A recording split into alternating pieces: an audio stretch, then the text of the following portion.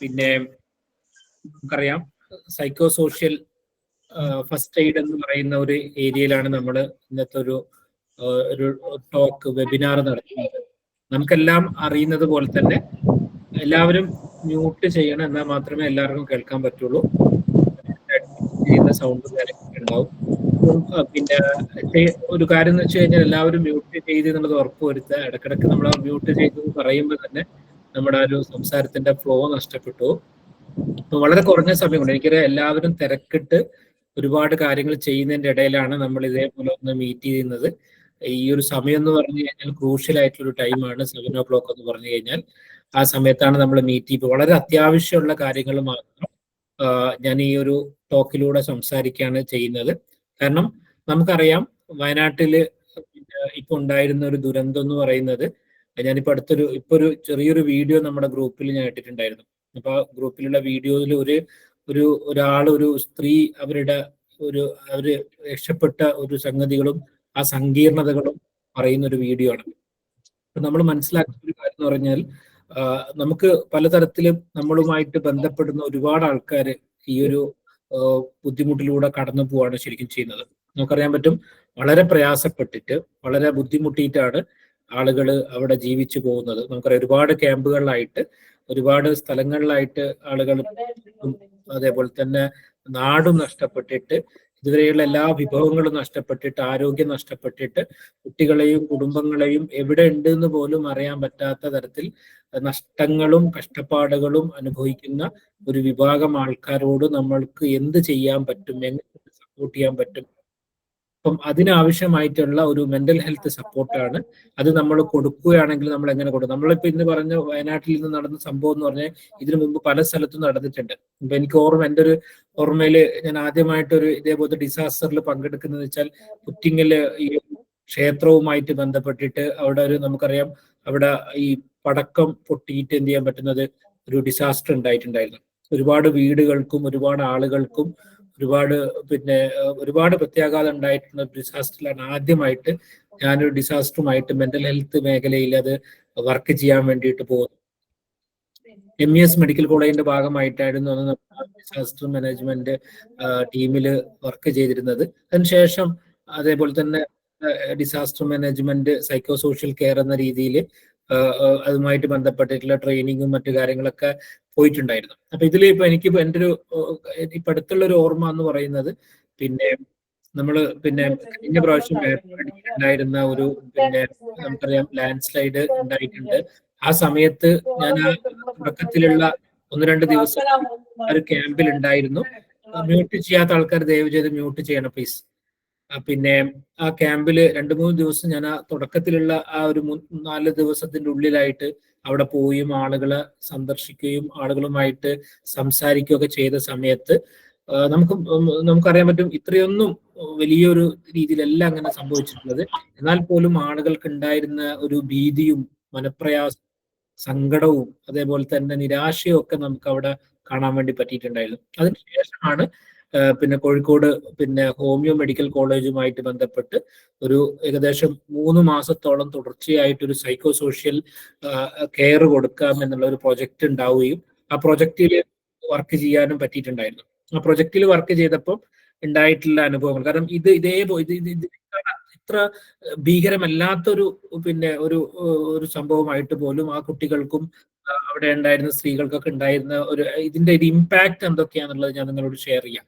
അപ്പൊ നമുക്കറിയാൻ പറ്റും ഈ ഒരു ദുരന്ത ഭൂമിയിലൂടെ കടന്നു പോകുന്ന കുട്ടികൾക്കും അതേപോലെ തന്നെ സ്ത്രീകൾക്കും പ്രായമുള്ള ആളുകൾക്കും ഇനിയിപ്പം ഡിസബിലിറ്റി ഉള്ള ആൾക്കാർ, ഇങ്ങനെയുള്ള പലതരത്തിലുള്ള ആൾക്കാർ, രോഗികളായിട്ടുള്ള ആൾക്കാരുണ്ട്. ഇങ്ങനെയുള്ള ആൾക്കാർക്കൊക്കെ ഇനി എന്തൊക്കെ തരത്തിലുള്ള മാനസികപരമായിട്ടുള്ള സാമൂഹ്യപരമായിട്ടുള്ള സപ്പോർട്ട് നമ്മൾ കൊടുക്കേണ്ടതായിട്ട് കൂടി നമ്മൾ മനസ്സിലാക്കേണ്ടത്. നമുക്കറിയാൻ പറ്റും ഈ ഒരു സാധാരണ ഇതേപോലെയുള്ള ഒരു ഡിസാസ്റ്റർ നടക്കുന്ന സമയത്ത് ഫിസിക്കൽ ഇഞ്ചുറി ചെയ്യാൻ പറ്റുന്നത് ഉണ്ടാവും.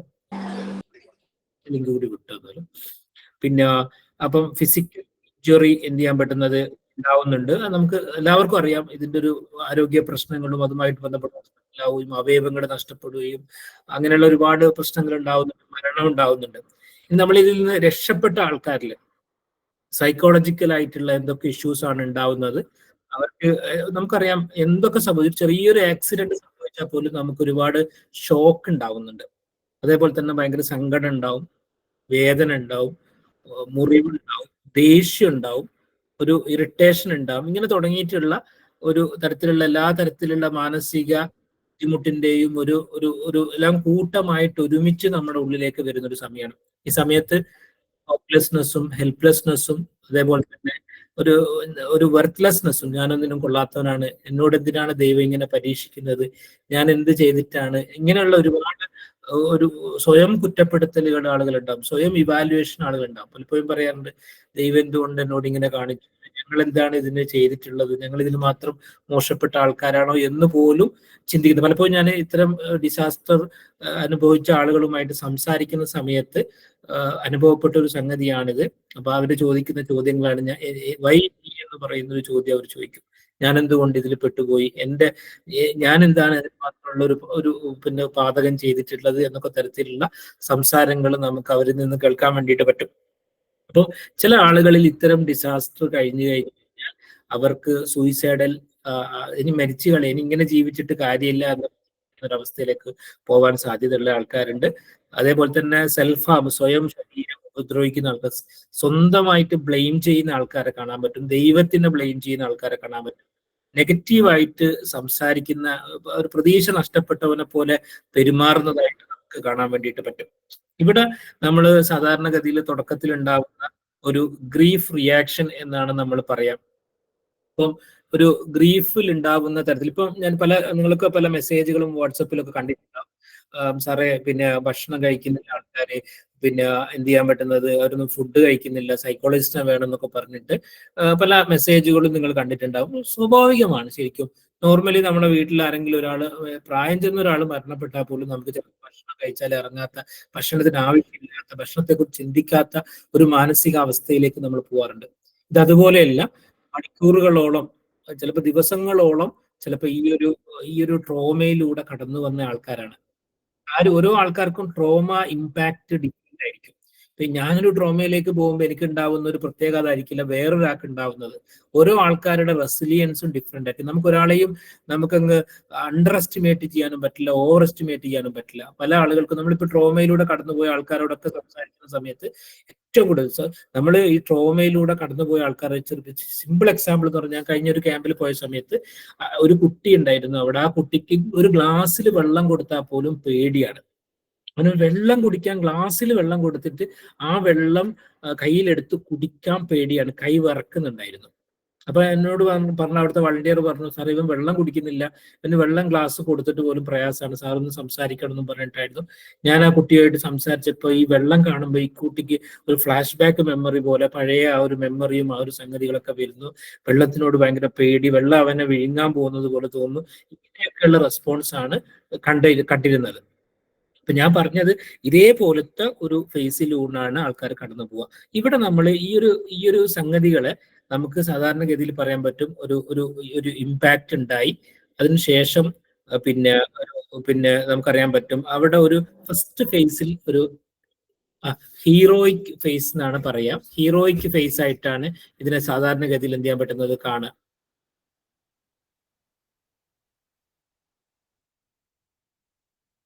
വൺ മിനിറ്റ്, ഒന്ന് ഹോൾഡ് ചെയ്യണേ.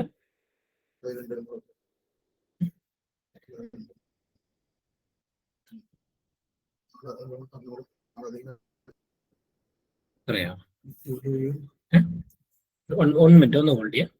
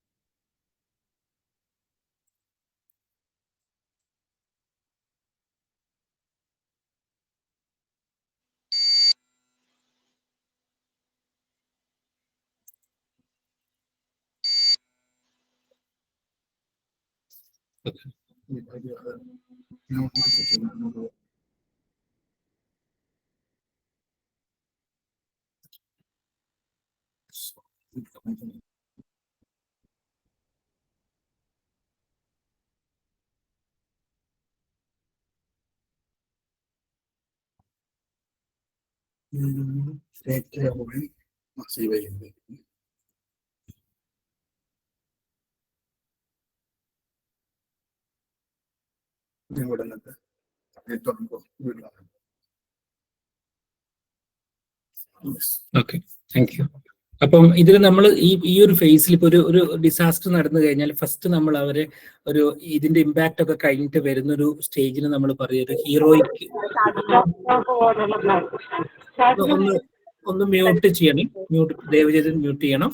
പിന്നെ അപ്പം ഇതിൽ നമ്മൾ ഈ പറഞ്ഞതുപോലെ ഫസ്റ്റ് ഫേസ് എന്ന് പറയുമ്പോൾ പിന്നെ ഒരു പിന്നെ ഹീറോയിക് ഫേസ് ആയിട്ടാണ് നമ്മൾ പറയുക. ഹീറോയിക് ഫേസ് എന്ന് പറഞ്ഞു കഴിഞ്ഞാൽ പിന്നെ ആള് രക്ഷപ്പെട്ടല്ലോ എന്ന് മാത്രം ചിന്തിക്കുന്ന ഒരു സമയമാണ്. എൻ്റെ ജീവൻ എനിക്ക് കിട്ടിയല്ലോ, ഞാൻ രക്ഷപ്പെട്ടല്ലോ, ഒത്തിരി ആൾക്കാർ മരിച്ച ഒരു അവസരത്തിൽ ഞാൻ രക്ഷപ്പെട്ടല്ലോ എന്ന് മാത്രം ആലോചിച്ച് സമാധാനപ്പെടുന്ന ഒരു ഫേസിനെയാണ് നമ്മളൊരു ഹീറോയിക് ഫേസ് എന്ന് പറയാം. രണ്ടാമത്തെ ഒരു ഫേസ് എന്ന് പറഞ്ഞു കഴിഞ്ഞാൽ ഇപ്പോൾ സാധാരണ ഒരു 3 വീക്സ് വരെയൊക്കെ ഉള്ള ഒരു ടൈമിൽ ആൾക്കാർ അങ്ങനെ ആശ്വസിച്ചിട്ട് ജീവിച്ചു പോകുന്ന ഒരു സമയമായിരിക്കും. ഒരു 3 വീക്സിനൊക്കെ ശേഷം, ഒരു 2 വീക്സിനൊക്കെ ശേഷം ആൾക്കാർ എന്ത് ചെയ്യാൻ പറ്റുന്നത് പിന്നെ ഒരു 3 വീക്സ് നമ്മൾ പറയുന്ന വെച്ചാൽ ഒരു ഹീറോയിക് ഫേസ് കഴിഞ്ഞ് ഒരു 3 വീക്സ് ഒക്കെ പറഞ്ഞ ഒരു ഹണിമൂൺ പീരീഡ് എന്നൊക്കെ ഞാൻ പറയാം. എല്ലാവരും സഹായിക്കുന്നുണ്ട്, എല്ലാവരും സപ്പോർട്ട് ചെയ്യുന്നുണ്ട്, എല്ലാവരും കൂടെ ഉണ്ട്. പിന്നെ ക്യാമ്പിലൊക്കെ ഒരുപാട് ആൾക്കാർ പോകുന്നു, സന്ദർശിക്കുന്നു, അവരോട് സംസാരിക്കുന്നു, അവരുടെ ആവശ്യങ്ങളൊക്കെ ആൾക്കാർ എന്ത് ചെയ്യാൻ പറ്റുന്നത് ചെയ്തു കൊടുക്കുന്നു, എല്ലാ കാര്യങ്ങളും പറയാനൊരാളുണ്ട്, വ്യക്തികളുണ്ട്. അപ്പം അവരുടെ നഷ്ടങ്ങളൊന്നും അവർ ആലോചിക്കാത്ത ഒരു പ്രത്യേക ഒരു പീരീഡിനെയാണ് നമ്മൾ ഈ പറഞ്ഞ പോലെ പിന്നെ ഒരു ഹണിമൂൺ ഫേസ് എന്നൊക്കെയാണ് നമ്മൾ പറയാം. പിന്നെയാണ് നമ്മൾ ഈ സാധാരണ പറയുന്നത് ഇൻവെന്ററി ഫേസ് എന്ന് പറയുന്ന സംഗതി. അവിടെയാണ് ആളുകൾ പൊതുവെ അന്വേഷിക്കാനും ചിന്തിക്കാനൊക്കെ തുടങ്ങുന്ന ഒരു ഫേസ്. എൻ്റെ നഷ്ടങ്ങളെ കുറിച്ചിട്ട് ഇപ്പൊ എനിക്ക് ഓർമ്മയുണ്ട്, കഴിഞ്ഞൊരു വെള്ളപ്പൊക്കം ഉണ്ടായിരുന്ന സമയത്ത് നമ്മളൊരു ക്യാമ്പിലുണ്ടായിരുന്നു. ആ ക്യാമ്പിലുണ്ടായിരുന്ന ആൾക്കാര് ഒരു ഏകദേശം ഒരു അത്യാവശ്യം ക്രൈസിസ് കഴിഞ്ഞതിന് ശേഷം എല്ലാവരോടും നമ്മൾ പറഞ്ഞിട്ടുണ്ടായിരുന്നു, നിങ്ങളെ വീട് സന്ദർശിക്കാനൊന്നും പോകണ്ട, നിങ്ങളുടെ വീടിന്റെ അവസ്ഥയും മറ്റു കാര്യങ്ങളൊക്കെ വീണ്ടും നിങ്ങൾ കണ്ടു കഴിഞ്ഞാൽ നിങ്ങളുടെ മാനസികാവസ്ഥ മോശമാവും, നിങ്ങൾ പെട്ടെന്ന് പോകരുത് എന്നൊക്കെ പറഞ്ഞിട്ടുണ്ടായിരുന്നു. പക്ഷെ നമുക്കറിയാം, നമ്മളോടൊന്നും ചോദിക്കാതെ പെർമിഷൻ വാങ്ങിക്കാതെ പിന്നെ ക്യാമ്പിൽ നിന്ന് ആരും അറിയാതെ വൈകുന്നേരങ്ങളിലൊക്കെ അവിടെ നിന്ന് പോയിട്ട് സ്വന്തം വീട് പോയി നോക്കി വന്ന ഒരാൾക്കാരുണ്ടായിരുന്നു. അവര് വീട് നോക്കി വന്നതിന് ശേഷം വീണ്ടും അതിന്റെ അവസ്ഥ കണ്ടപ്പോ അവര് പിന്നെ അവരെല്ലാവരും രക്ഷിച്ച് എങ്ങനെയെങ്കിലും പിന്നെ ഈ നമ്മൾ പറയുന്ന ക്യാമ്പുകളിലേക്കും സ്കൂളുകളിലേക്കൊക്കെ മാറ്റിയിട്ടുണ്ടായിരുന്നു. പക്ഷെ അവര് വീണ്ടും അവരുടെ വീടും കാര്യങ്ങളൊക്കെ കണ്ടപ്പോൾ എന്ത് ചെയ്യാൻ പറ്റുന്നത്, ഈ പറഞ്ഞ പോലെ അവരുടെ മാനസികാവസ്ഥ വീണ്ടും മോശമായി. അപ്പൊ അതാണ് നമ്മളിപ്പോ ഇൻവെന്ററി ഫേസ് എന്ന് പറഞ്ഞു കഴിഞ്ഞാൽ ശരിക്കും എന്ത് ചെയ്യാൻ പറ്റുന്നത്, ഓരോന്ന് അന്വേഷണം നടത്തുക, ഞാൻ എന്തായി, ഞാനിപ്പോ എവിടെയാ നിൽക്കുന്നത് എന്നൊക്കെ പറഞ്ഞിട്ട്. നമ്മൾ അടുത്തൊരു ഫേസ് ആണ് ഡിസൊല്യൂഷൻമെന്റ് ഫേസ് എന്ന് പറയുന്നത്. ഈ ഒരു ഫേസിൽ ആൾക്കാരെ സംബന്ധിച്ചിടത്തോളം കൃത്യമായിട്ട് ഒരു ക്രൈസിസ് വരുന്ന ഒരു ഫേസ് ആണ് ശരിക്കും.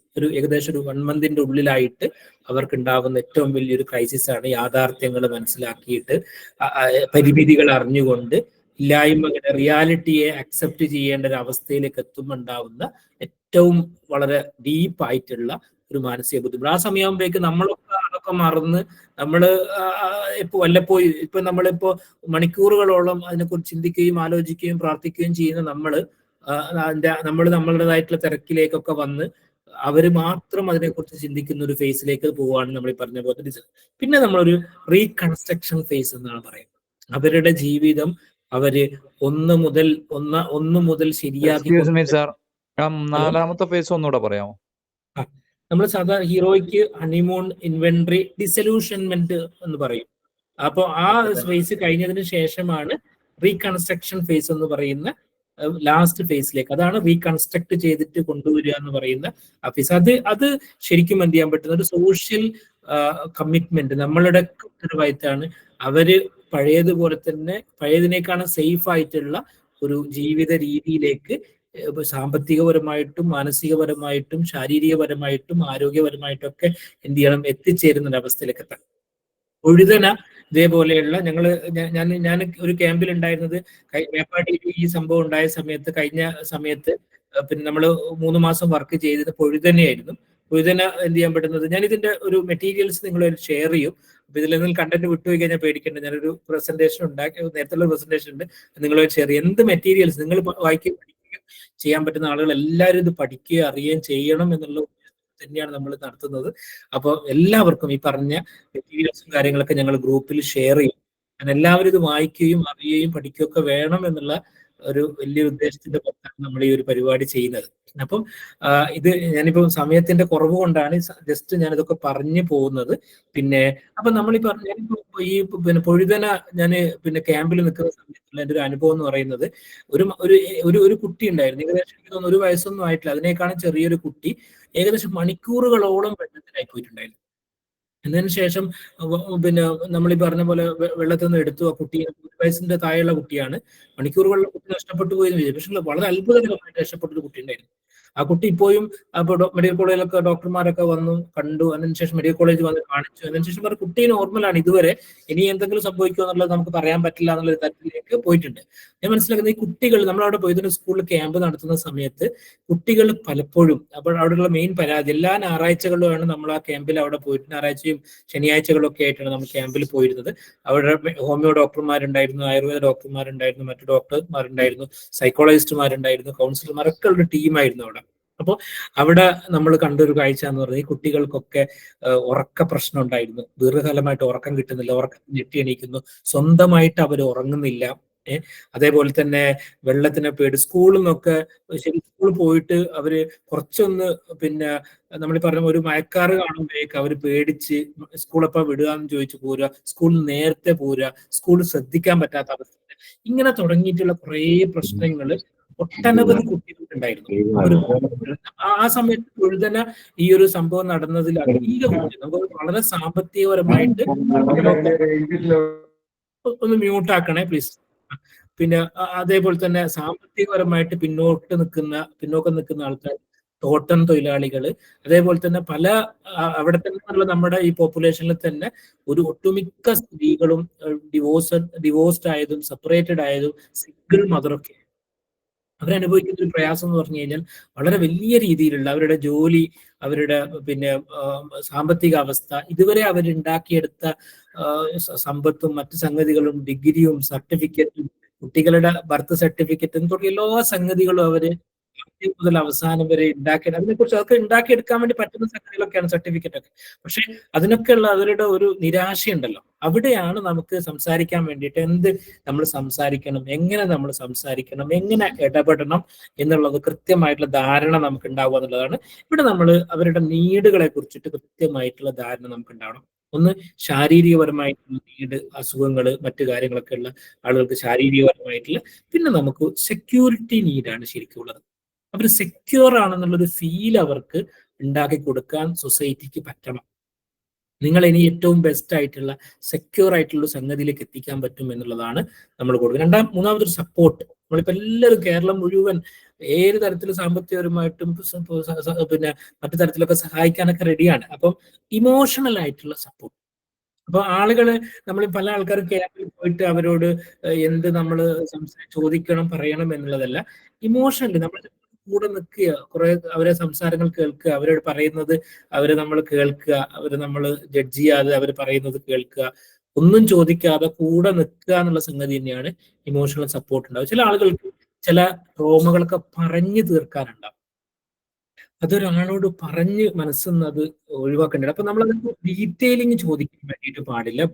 നമ്മളിപ്പോ ഡീബ്രീഫിംഗ് എന്ന് പറയുന്ന സാധനം ചെയ്യാൻ പറ്റുന്നത് നമ്മൾ ചെയ്യാതിരിക്കുക എന്നുള്ള സംഗതിയാണ്. ശരിക്കും നമ്മൾ ഇതിന്റെ ഒരു പ്രോട്ടോകോൾ അനുസരിച്ചിട്ട് കൂടുതൽ ഡീറ്റെയിലിംഗിലേക്ക് പോവാതെ അവർ പറയുന്ന കാര്യങ്ങൾ അത്രത്തോളം നമ്മൾ കേട്ട് അവരോട് അപ്പൊ നമ്മൾ കുറെ കാര്യങ്ങൾ നമ്മൾ ഈ കൗൺസിലിങ്ങിന്റെ ഇടയിൽ പറയാൻ പാടില്ലാത്ത കുറെ കാര്യങ്ങൾ, അത് ഞാൻ കൃത്യമായിട്ട് ഞാനത് പറയുന്നുണ്ട്.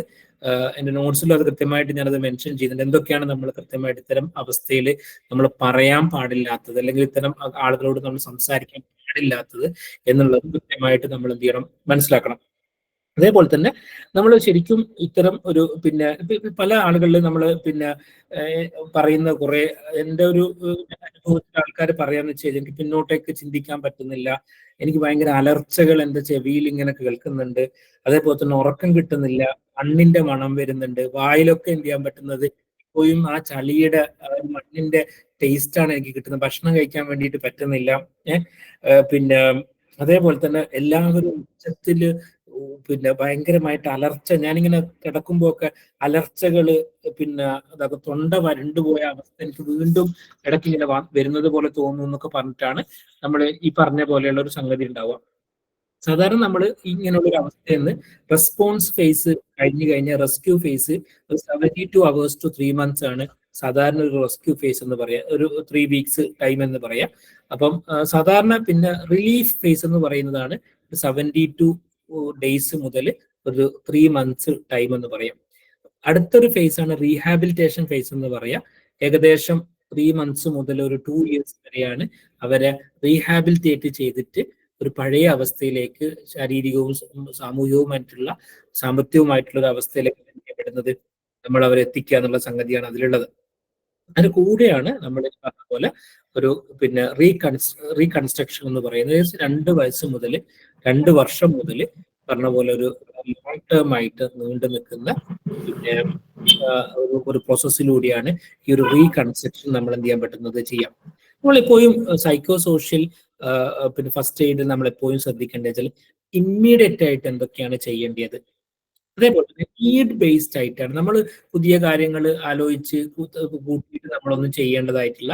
നീഡ് ബേസ്ഡ് ആയിട്ട് നമുക്ക് എന്തൊക്കെ ചെയ്യാൻ പറ്റും, എന്തൊക്കെ ഒരു ഇംപ്രൂവ് ചെയ്യാനുണ്ട്, ഒരു പേഴ്സണൽ ആയിട്ട് എന്തൊക്കെ കാര്യത്തിൽ നമ്മൾ ഫോക്കസ് ചെയ്യേണ്ടതുണ്ട്, ഫാമിലിയുടെ കാര്യത്തിൽ എന്തൊക്കെ ചെയ്യാനുണ്ട്, അതേപോലെ തന്നെ പിന്നെ എക്കണോമിക്കലി നമുക്ക് എന്തൊക്കെ ചെയ്യാൻ വേണ്ടി പറ്റും. അപ്പം ഈ ഒരു സംഗതി വെച്ചുകൊണ്ട് നമ്മൾ അവരെ സപ്പോർട്ട് ചെയ്യുന്ന ഒരു പ്രോസസ്സിനെയാണ് നമ്മൾ പറയാം. ഇതിൽ ഒരു 4A ആണ് ശരിക്കും ചെയ്യപ്പെടുന്നത് സൈക്കോ സോഷ്യൽ ഇന്റർവെൻഷന്റെ ഏറ്റവും കാതലായിട്ടുള്ള ഒരു ഏരിയ എന്ന് പറയുന്നത്.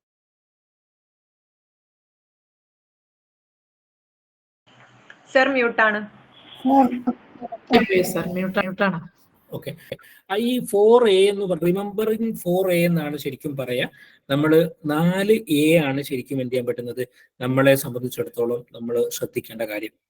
അവരെ സംസാരിക്കുന്ന സമയത്ത്, അവരുമായിട്ട് ഇടപെടുന്ന സമയത്ത് നമ്മുടെ മനസ്സിൽ എപ്പോഴും ഉണ്ടാവേണ്ട ഈ ഒരു 4A എന്ന് പറഞ്ഞാൽ, എ എന്ന് പറഞ്ഞാൽ ഫസ്റ്റ് എ എന്ന് പറഞ്ഞാൽ അറ്റൻഡിങ്. നമ്മൾ അവരെ അറ്റൻഡ് ചെയ്യാന്ന് പറയുന്ന ഒരു സംഗതിയാണ് അതിലുള്ളത്. അറ്റൻഡിങ് എന്ന് പറഞ്ഞു കഴിഞ്ഞാൽ നമ്മൾ കംപ്ലീറ്റ് ആയിട്ട് ഹോണസ്റ്റ് ആയിട്ട് അവരെ നമ്മൾ പിന്നെ ഒരു തരത്തിലുള്ള മുൻധാരണയും ഇല്ലാതെ നമ്മൾ അവരെ കേൾക്കാൻ വേണ്ടിയിട്ട് തയ്യാറാവാം. നമ്മൾ അവരെ ഒരു മുൻധാരണയും ഇല്ലാതെ അവരെ നമ്മൾ കേൾക്കാൻ വേണ്ടിയിട്ട് സന്നദ്ധരാകുന്ന ഒരു അവസ്ഥക്കാണ്.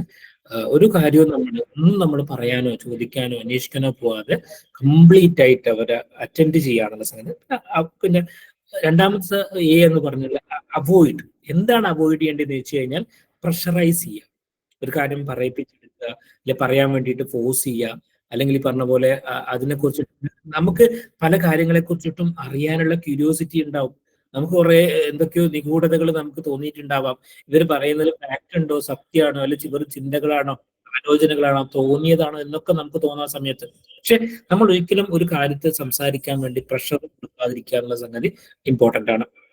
അതേപോലെ തന്നെ ഒരു ഫോൾസ് ഇൻഫർമേഷൻസ് ഒന്നും നമ്മൾ കൊടുക്കാതിരിക്കുക. ഒരു തരത്തിലുള്ള ഒരു ഫോൾസ്, പലപ്പോഴും നമ്മളോട് പല പല ചോദ്യങ്ങളും ഇവർ ചോദിക്കും. സാറേ ഇതിലെന്താ ചെയ്യുക, അതിലെന്താ ചെയ്യുക, ഇതെങ്ങനെയാക്കുക, അതെങ്ങനെയാക്കുക, നമുക്ക് പല തരത്തിലുള്ള ചോദ്യങ്ങൾ നമുക്ക് വരും. നമുക്ക് അതൊക്കെ അതിന്റെ ആൾക്കാരൊക്കെ നിങ്ങളോട് സംസാരിക്കും, നിങ്ങളോട് പറയും, ഒരു തീരുമാനം ഉണ്ടാക്കും എന്നത് കഴിഞ്ഞാൽ ബാക്കിയുള്ള കാര്യങ്ങളൊന്നും നമ്മൾ പറയാതിരിക്കും. അത് അവർക്ക് കൂടുതൽ പ്രയാസം ഉണ്ടാക്കും. അഡയറിങ് എന്ന് പറഞ്ഞു കഴിഞ്ഞാൽ അവരുടെ കൾച്ചറലായിട്ടുള്ള ഞാൻ പിന്നെ എനിക്ക് ഓർമ്മയുണ്ട്, ഞാൻ ഇതേപോലെ തന്നെ ഒരു ക്യാമ്പില്, പിന്നെ എനിക്ക് തോന്നുന്നു നിലമ്പൂരാണെന്ന്, ഒരു ക്യാമ്പിൽ നിന്ന സമയത്ത് പിന്നെ അവിടുത്തെ വളണ്ടിയർ എന്നോട് പറഞ്ഞു, സാറേ ഇവിടുന്ന് ഒരു ആള്, പിന്നെ പലതരത്തിൽ നമുക്കറിയാൻ പറ്റും, പല മതത്തിലുള്ള ആൾക്കാരും പല വിശ്വാസത്തിലുള്ള ആൾക്കാരും പല രീതിയിൽ ജീവിച്ച ആൾക്കാരൊക്കെ ക്യാമ്പിൽ എല്ലാവരും ഒരേപോലെ ഒരേ ഭക്ഷണം കഴിച്ചിട്ട്, നമ്മൾ ഒരേ ഭക്ഷണം കഴിച്ചിട്ടാണ് അവിടെ പോകുന്നത്. അപ്പം മനസ്സിലാക്കേണ്ട കാര്യം, അപ്പൊ ഒരു സ്ത്രീ അവിടുന്ന് ഭക്ഷണം കഴിക്കുന്നില്ല, ഞാൻ ഇന്ന ഭക്ഷണം കഴിക്കില്ല, ഇങ്ങനെ കഴിക്കില്ല, ഞാൻ അങ്ങനെയായിരുന്നു ഇങ്ങനെയായിരുന്നു, ഭയങ്കരമായിട്ടുള്ള പ്രശ്നം ഉണ്ടാക്കുന്നത്. അപ്പാണ് അടുത്ത വളണ്ടിയർ പറഞ്ഞു, സാറൊന്ന് ഈ സ്ത്രീയായിട്ട് സംസാരിക്കണം എന്ന് പറഞ്ഞു. നമ്മൾ മനസ്സിലാക്കേണ്ട കാര്യം എന്ന് വെച്ചാൽ, പെട്ടെന്ന് ഒരു സുപ്രഭാതത്തിൽ എല്ലാം നഷ്ടപ്പെട്ട ഒരാള് പെട്ടെന്ന് റോഡിലേക്ക് ഇറങ്ങേണ്ടി വരും. ഏതെങ്കിലും ഒരിക്കൽ നമ്മൾ ജീവിതത്തിൽ ഒരിക്കൽ പോലും നമ്മൾ മനസ്സിൽ ആലോചിച്ചിട്ടുണ്ടാവില്ല, ഒരു സ്കൂളിന്റെ തിണ്ണയിൽ എന്ത് ചെയ്യാൻ പറ്റുന്നത് ദിവസങ്ങളോളം, ആഴ്ചകളോളം, മാസങ്ങളോളം കിടക്കേണ്ടി വരുന്നത് ഒരിക്കലും നമ്മൾ ചിന്തിക്കാറില്ല. അങ്ങനെയുള്ള വളരെ അൺഎക്സ്പെക്റ്റഡ് ആയിട്ടുള്ള ഒരു അവസ്ഥയിൽ നമ്മൾ ഈ പറഞ്ഞ പോലെ അവിടെ നമ്മളങ്ങ് എത്തിപ്പെടുക ചെയ്യുന്നത്. ആ സമയത്ത് ഫുഡ് കഴിക്കാൻ സന്നദ്ധരാവാത്ത ആൾക്കാരുണ്ടാവും, അല്ലെങ്കിൽ വേറെ പലതരത്തിലുള്ള ബുദ്ധിമുട്ടും കൾച്ചറലി, അല്ലെങ്കിൽ അവർ പഠിച്ചാൽ ഒരുപാട് മനസ്സിന്റെ ഒരുപാട് അകലങ്ങളുണ്ട് ആൾക്കാരുമായിട്ട്. അതിനെയൊക്കെ നമ്മൾ ചിലപ്പോൾ അക്നോളജ് ചെയ്യേണ്ടി വരും. അതിന് ചീത്ത പറഞ്ഞിട്ട് കാര്യമില്ല. അതിനെ നമ്മൾ ഇത്രയും പ്രശ്നങ്ങൾ വന്നിട്ട് അത് നോക്കുന്ന എന്തിനാ ഇത് നോക്കുന്ന എന്തിനാണെന്നൊന്നും പറഞ്ഞിട്ടില്ല. നമുക്ക് അനുഭവം ഉണ്ടായിട്ടുണ്ട്. അപ്പോൾ നമ്മൾ ആ ഒരു വളരെ സെൻസിറ്റീവ് ആയിട്ടുള്ള പല വിഷയത്തിലും ആൾക്കാർ പല ചോദ്യങ്ങളും പല വർത്തമാനങ്ങളും ഒക്കെ ഉണ്ടായിട്ടുണ്ട് ആ സമയത്ത്. അപ്പൊ അതിനൊക്കെ നമ്മൾ ശരിയാണ്, നിങ്ങൾക്ക് അങ്ങനെ നമ്മൾ ഒരിക്കലും ചിന്തിക്കാത്തൊരവസ്ഥയിലാണ് ഇപ്പൊ എത്തിപ്പെട്ടിട്ടുള്ളത്. നിങ്ങളുടെ മാനസികാവസ്ഥ അതാണ്, നമുക്കത് മനസ്സിലാക്കാൻ വേണ്ടി പറ്റും, നിങ്ങൾ ഒരിക്കലും വാശി കാണിക്കുന്നതല്ല എന്നൊക്കെ മാത്രമേ നമുക്ക് അവരോട് ആ സമയത്ത് പറയാൻ വേണ്ടിയിട്ട് പറ്റുള്ളൂ. നമ്മൾ അവിടെ പോയിട്ട് നിങ്ങൾക്ക് എന്തിന്റെ കേടാണ് എന്ന് ചോദിക്കാൻ പറ്റും. ഒരിക്കലും നമ്മളാണെങ്കിലും അങ്ങനെയൊക്കെ ചില സമയത്ത് പെരുമാറിപ്പോവും എന്നുള്ളത് നമ്മൾ മനസ്സിലാക്കിയാൽ മതി. അതേപോലെ തന്നെ അബൈഡിങ് എന്ന് പറയുന്ന പ്രയോറിറ്റി ഫോർ വൾണറബിൾ ഗ്രൂപ്പ്. ഈ വൾണറബിൾ ഗ്രൂപ്പ് എന്ന് പറഞ്ഞു കഴിഞ്ഞാൽ രോഗികളായിട്ടുള്ള ആൾക്കാര്, അതുപോലെ തന്നെ ഗർഭിണികളായിട്ടുള്ള ആൾക്കാര്, മറ്റ് മാനസിക ഹലോ ഇപ്പൊ ലാസ്റ്റ് പറഞ്ഞ ഒന്നും കൂടി അബൈഡിങ് എന്ന് പറയാ, അഡറിങ് ആൻഡ് അബൈഡിങ് എന്ന് പറയും. Priority to vulnerable group. നമ്മൾ എന്ത് ചെയ്യാൻ പറ്റും, വൾണറബിൾ ആയിട്ടുള്ള ഗ്രൂപ്പിനെയാണ് പ്രയോറിറ്റി കൊടുക്കുക. അതിപ്പോ പറഞ്ഞ പോലെ മൂന്നാമത്തെയാണോ സാറേ? മൂന്നാമത്തെയാണോ പറയുന്നത്? മൂന്നാമത്തത് അഡറിങ്. നമ്മൾ കൾച്ചറൽ ആയിട്ടുള്ള സെന്റിമെന്റ്സും മറ്റു കാര്യങ്ങളൊക്കെ പ്രൊട്ടക്ട് ചെയ്യുക, കമ്മ്യൂണിറ്റീനെ പ്രൊട്ടക്ട് ചെയ്യുക, അവരുടെ വികാരങ്ങളെയും വിശ്വാസങ്ങളെയും നമ്മൾ റെസ്പെക്ട് ചെയ്യുക, അവരുടെ ജീവിത സാഹചര്യങ്ങളെ നമ്മൾ എന്ത് ചെയ്യാൻ പറ്റുന്നത് റെസ്പെക്ട്. നമ്മൾ പറയാം ഇവിടെ അങ്ങനെ ചെയ്യാൻ പറ്റില്ല ഇങ്ങനെ ചെയ്യാൻ പറ്റില്ല എന്നൊക്കെ പറഞ്ഞ് എതിർത്ത് ഒരു വളണ്ടിയർ സംസാരിക്കുന്നുണ്ട്. ഞാൻ വളണ്ടിയറെ കൊണ്ടുപോയിട്ട് ആദ്യം വളണ്ടിയറുമായിട്ട് സംസാരിച്ചു. വളണ്ടിയർ നിങ്ങൾ അങ്ങനെ പറയാൻ പാടില്ല, നിങ്ങൾ ചെയ്യുന്ന ഒരുപാട് വലിയ പ്രവൃത്തിയാണ് നിങ്ങൾ. കാരണം ഞാൻ ഓരോ വളണ്ടിയറുമായിട്ട് സംസാരിക്കുന്ന സമയത്ത് പല വളണ്ടിയർമാരും വീട്ടിൽ നിന്ന് ചിലപ്പോൾ 100% സമ്മതത്തോടു കൂടി വന്ന ആൾക്കാരായിരിക്കില്ല. ഈ സന്നദ്ധ പ്രവർത്തകരായിട്ട് വന്ന ആൾക്കാരിൽ അവരെ ഫാമിലി എല്ലാവരും അങ്ങനെ 100% നിങ്ങൾ പോയിട്ട് രക്ഷപ്പെടുത്തിക്കോ എന്ന് പറഞ്ഞ് പോകുന്ന ആൾക്കാരൊന്നും ആയിരിക്കില്ല. അവരെപ്പോഴും ഞാൻ ഈ സന്നദ്ധ പ്രവർത്തകരുമായിട്ട് സംസാരിക്കുമ്പോൾ എനിക്ക് മനസ്സിലായ പല കാര്യങ്ങളെന്ന് വെച്ച് കഴിഞ്ഞാൽ അവര് പലപ്പോഴും പറയാറുണ്ട്, സാറേ എൻ്റെ വൈഫ് ചിലപ്പോൾ പറഞ്ഞിട്ട് ഇപ്പൊ നിങ്ങൾ പോണോ, നിങ്ങൾ കഴിഞ്ഞ പ്രാവശ്യം പോയതല്ലേ എന്ന് പറഞ്ഞ വളണ്ടിയേഴ്സുമാരുണ്ടാവും. അങ്ങനെ ഒരുപാട് അനുഭവം ഉണ്ട്. അങ്ങനെ അവര് തന്നെ പലപ്പോഴും നമ്മുടെ കുടുംബത്തിൽ നിന്ന് എല്ലാവരും ഒരേപോലെ സപ്പോർട്ട് ചെയ്തിട്ടൊന്നുമില്ല ഈ സന്നദ്ധ പ്രവർത്തകരൊന്നും വരുന്നത്. അവരുടെ ഒരു വല്ലാത്തൊരു മനസ്സിന്റെ ഉടമകളായതുകൊണ്ട് അവർ ഇറങ്ങി പുറപ്പെടുന്നതാണ് ശരിക്കും. അപ്പോൾ അത്തരം ആൾക്കാർക്ക് ചിലപ്പം അവരുടെ കൺട്രോളും ചിലപ്പം പോകും. ചിലപ്പം അവരിതേപോലെയുള്ള നമ്മൾ പറഞ്ഞ പോലെ മരണം നേർക്കാഴ്ചയിൽ കണ്ട, പിന്നെ നമ്മൾ പറഞ്ഞ പോലെ മൃതദേഹങ്ങൾ കണ്ട, അല്ലെങ്കിൽ പിന്നെ നമ്മൾ മരവിച്ച ഹൃദയങ്ങൾ കണ്ട ഒരു മനുഷ്യന്മാർ ഇങ്ങനത്തെ ചില സംഗതികൾ കാണിക്കുമ്പോൾ നിങ്ങൾക്ക് എന്തിന്റെ വിരാട്ടാണ് ചോദിച്ചു പോകും ചിലപ്പോൾ. പക്ഷെ അവിടെ പോലും നമുക്ക് ഇപ്പൊ ഈ ഫസ്റ്റ് എയ്ഡ് കൊടുക്കുന്ന ആൾക്കാരൊന്നും സൈക്കോളജിസ്റ്റുകളോ അല്ലെങ്കിൽ ഇതിൽ ട്രെയിൻഡ് ആയിട്ടുള്ള പ്രൊഫഷണൽസോ അല്ല. ആർക്കും കൊടുക്കാം. സന്നദ്ധ സൈക്കോ സോഷ്യൽ ഫസ്റ്റ് കെയറിന്റെ ട്രെയിനിങ് കിട്ടേണ്ടതെന്ന് വെച്ച് കഴിഞ്ഞാൽ നമ്മുടെ നാട്ടിൽ റോഡുമ്പിൽ നിൽക്കുന്ന ആൾക്കാർക്കാണ്, അല്ലെങ്കിൽ ഇത്തരം സന്നദ്ധ പ്രവർത്തനം നടത്തുന്ന ആൾക്കാർക്കാണ്. കാരണം അവരാണ് ഇവരോട് ആദ്യം ഈ സമയത്ത് പെരുമാറുകയും സംസാരിക്കുകയും ഇടപെടുകയും ഒക്കെ ചെയ്യുന്നത് ശരിക്കും. അത് വളരെ ഇപ്പൊ ഈ നമ്മളിപ്പോ ഒരു ആക്ഷൻ പ്രിൻസിപ്പിൾസ് ആയിട്ട് പറയുന്നത്, ഇത്തരം ആൾക്കാരുമായിട്ട് ഇടപെടുന്ന സമയത്ത് നമ്മൾ മൂന്ന് വെച്ച് കഴിഞ്ഞാൽ പിന്നെ 3 കാര്യങ്ങൾ നമ്മൾ കൃത്യമായിട്ടും നമുക്ക് അറിഞ്ഞിരിക്കണം.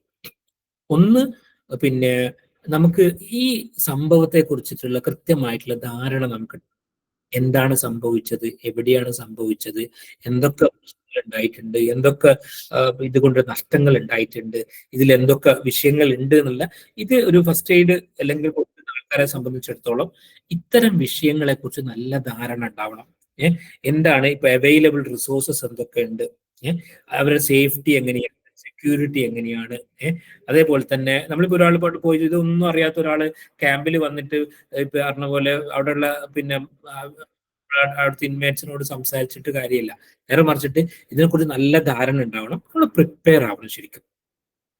നമ്മുടെ സേഫ്റ്റി, അതേപോലെ തന്നെ അവരുടെ സേഫ്റ്റി, അതേപോലെ തന്നെ സംസാരിക്കുന്ന അവരുമായിട്ട് നമ്മൾ എന്ത് ചെയ്യണം, ചില കൃത്യമായിട്ടുള്ള ഒരു പിന്നെ സെക്യൂർ ആയിട്ട് അവർക്ക് പറയുന്ന കാര്യങ്ങൾ കൃത്യമായിട്ട് കോൺഫിഡൻഷ്യൽ ആയിട്ട് പറയാൻ വേണ്ടിയിട്ട് പറ്റണം.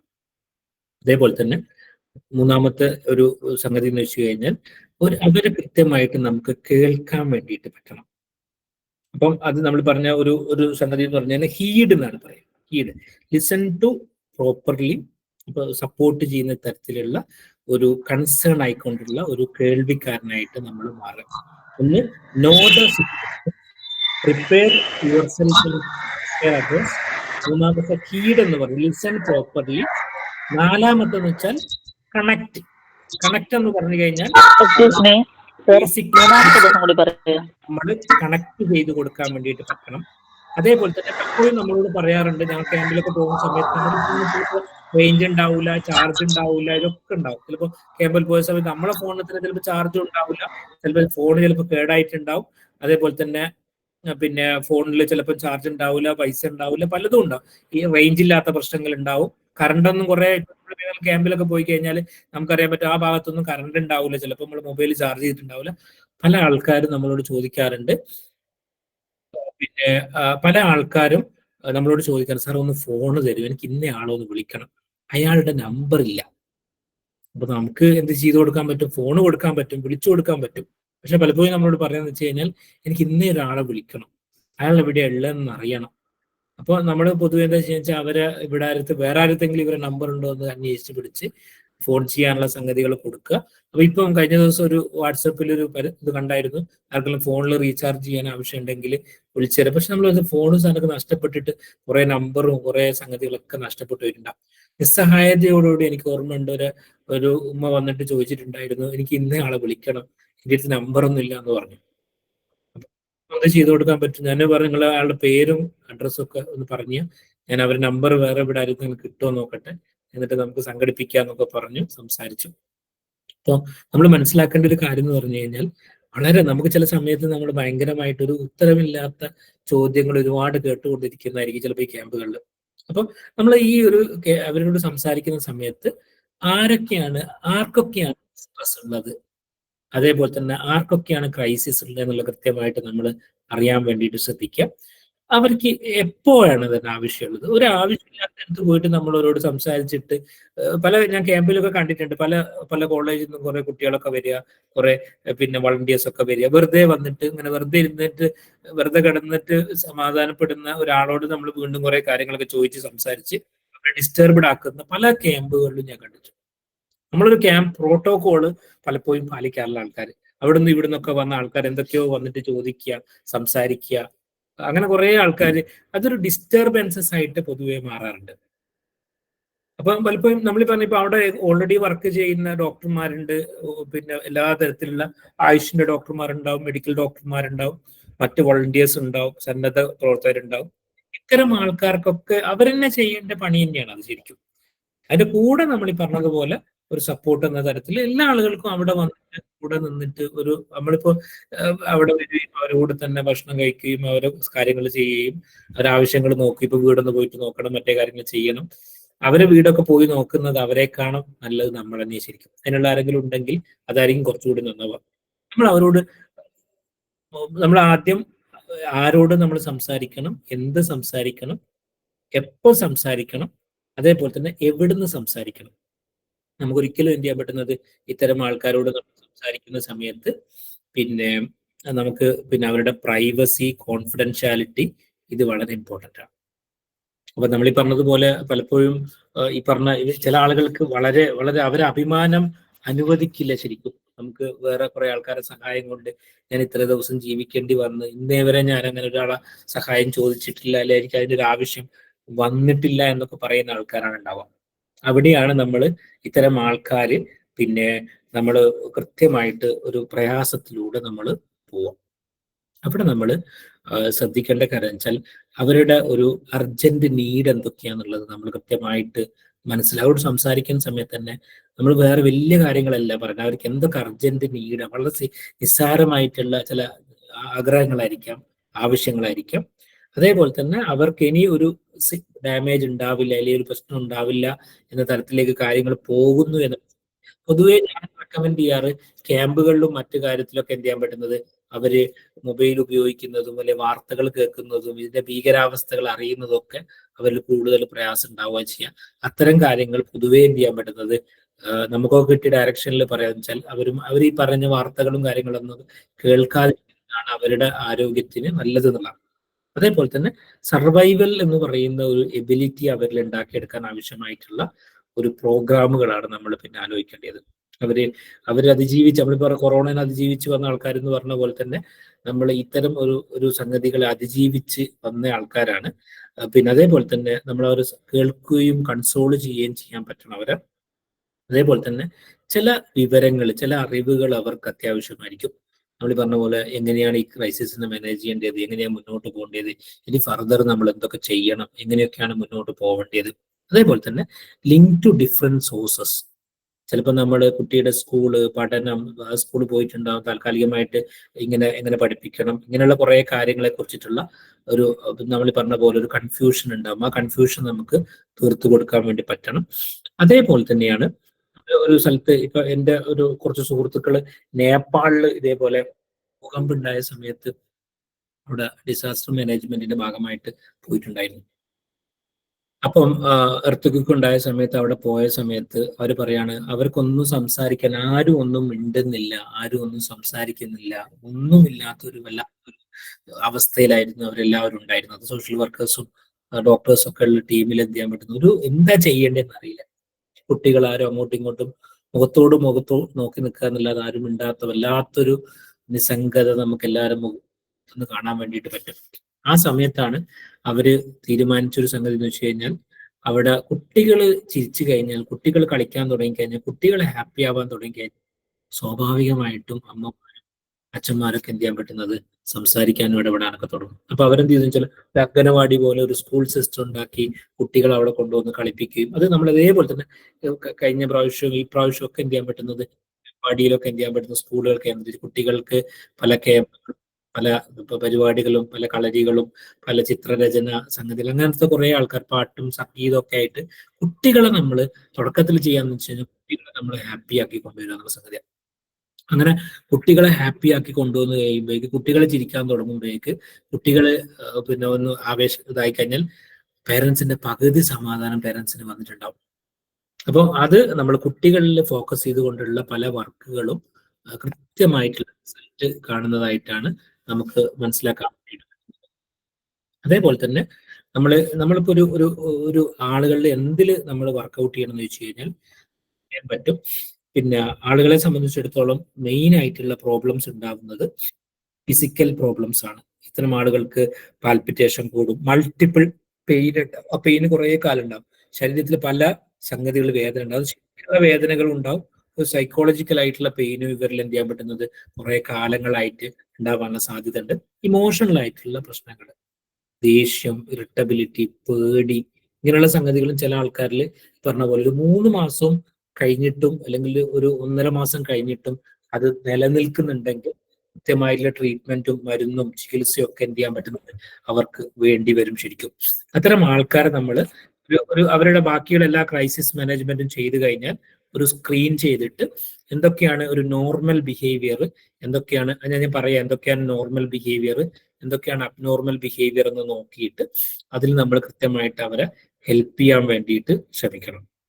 അപ്പോൾ ബിഹേവിയറിലായിട്ടുള്ള ചേഞ്ചസ് എന്തൊക്കെ ഉണ്ടാകുന്ന വെച്ച് കഴിഞ്ഞാൽ ദേഷ്യം പിടിക്കുക, ഔട്ട് ബേസ്റ്റ് ആവുക, അതേപോലെ തന്നെ പൂർ സെൽഫ് കെയർ ഉണ്ടാവുക. എന്ന് വെച്ച് കഴിഞ്ഞാൽ കുളിക്കുന്നില്ല, പല്ല് തേക്കുന്നില്ല, ഒന്നും ചെയ്യാത്ത ഒരവസ്ഥ, ഒക്കെ പറഞ്ഞിട്ട് മാത്രം ചെയ്യുന്ന സംഗതികൾ, ലഹരി ഉപയോഗം കൂടുക, അതേപോലെ തന്നെ റിലേഷൻഷിപ്പ് പിന്നെ പബ്ലിക് പിന്നെ ആയിട്ടുള്ള ഒരു റിയാക്ഷൻസ്.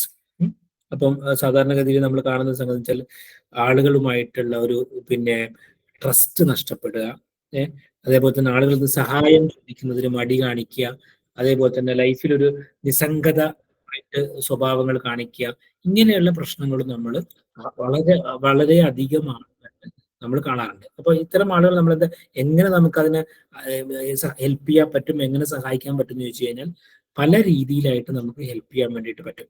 അവിടെയാണ് നമുക്ക് ലോങ് ടേം ആയിട്ട് ഇപ്പൊ നമ്മൾ പൊഴുതനെയൊക്കെ ആണെങ്കിൽ ലോങ് ടേം ആയിട്ട് നമ്മൾ എന്ത് ചെയ്യാൻ പറ്റുന്നത് അവർക്കൊരു സഹായം ഹെൽപ്പൊക്കെ ചെയ്തു കൊടുക്കുന്ന ഒരു അവസ്ഥ നമ്മൾ ഉണ്ടാക്കി. ഇപ്പൊ സാധാരണ 2 തരത്തിലുള്ള ലോസ് ആണ് ആൾക്കാർക്ക് ഉണ്ടാവുക, 2 തരത്തിലുള്ള നഷ്ടങ്ങൾ ഉണ്ടാവും. ഒന്ന് ടാഞ്ചിബിൾ ലോസ് എന്ന് പറയും. ടാഞ്ചിബിൾ ലോസ് എന്ന് പറഞ്ഞാൽ വീട് നഷ്ടപ്പെടുക, അതേപോലെ തന്നെ നമ്മുടെ അച്ഛൻ നഷ്ടപ്പെടുക, അമ്മ മക്കള് നഷ്ടപ്പെടുക, അതേപോലെ തന്നെ മെറ്റീരിയൽസ്, ജോലി, ഇൻകം, ഇതൊക്കെയാണ്. ഇൻടാഞ്ചിബിൾ ആയിട്ടുള്ള സാധനം എന്ന് വെച്ച് കഴിഞ്ഞാൽ സേഫ്റ്റി, അതേപോലെ തന്നെ ഒന്നും പ്രഡിക്റ്റ് ചെയ്യാൻ പറ്റാത്തൊരവസ്ഥ ഉണ്ടാവുക, അതേപോലെ തന്നെ ഡിഗ്നിറ്റി, സമൂഹത്തിലുണ്ടായിരുന്ന മറ്റ് പോസിറ്റീവായിട്ടുള്ള സംഗതികൾ, ആരോഗ്യം, മീൻസ് ആരോഗ്യത്തെക്കുറിച്ചുള്ള വിശ്വാസം, ഐഡന്റിറ്റി, നമ്മുടെ ഇങ്ങനെയുള്ള കുറെ കാര്യത്തിൽ അവർക്ക് അവരുടെ കൺട്രോൾ നഷ്ടപ്പെടുക. ഇങ്ങനെയുള്ള കുറെ പ്രശ്നങ്ങളാണ് സ്വാഭാവികമായിട്ടും ഇത്തരം ആളുകളിൽ ഉണ്ടാക്കുന്ന ചേഞ്ചസ് എന്ന് പറഞ്ഞ നേരത്തെ പറഞ്ഞ പോലെ ഫിസിക്കൽ ഇമ്പാക്ട് ഉണ്ടാക്കുന്നുണ്ട്, ഇമോഷണൽ ഇമ്പാക്ട് ഉണ്ടാക്കുന്നുണ്ട്, സോഷ്യോ എക്കണോമിക് ഇമ്പാക്ട് ഉണ്ടാക്കുന്നുണ്ട്. അപ്പൊ നമ്മൾ നോക്കേണ്ടത് പിന്നെ ഇപ്പൊ ഇത്തരം ഒരു സംഗതി വന്നു കഴിഞ്ഞാൽ പല ആളുകളിലും പല വ്യത്യാസങ്ങളുണ്ട്. അപ്പൊ പിന്നെ സ്ത്രീകൾക്ക് വ്യത്യസ്തമായ റെസ്പോൺസ് ഉണ്ടാവുക, പുരുഷന്മാർക്ക് വേറെ തരത്തിലുണ്ടാവുക, വിദ്യാഭ്യാസമുള്ള ആളുകൾക്കും വിദ്യാഭ്യാസം കുറഞ്ഞ ആളുകൾക്കുള്ള റെസ്പോൺസ് വേറെ ആയിരിക്കാം, ഡിസബിലിറ്റി ഉള്ള ആളുകൾക്കും മറ്റ് പേഴ്സണാലിറ്റി ഉള്ള ആൾക്കാർക്കും. അതേപോലെ തന്നെ ചില ആൾക്കാർ എല്ലാ പ്രശ്നങ്ങളുമായിട്ട് കോപ്പ് ചെയ്യുന്ന ആൾക്കാരായിരിക്കും.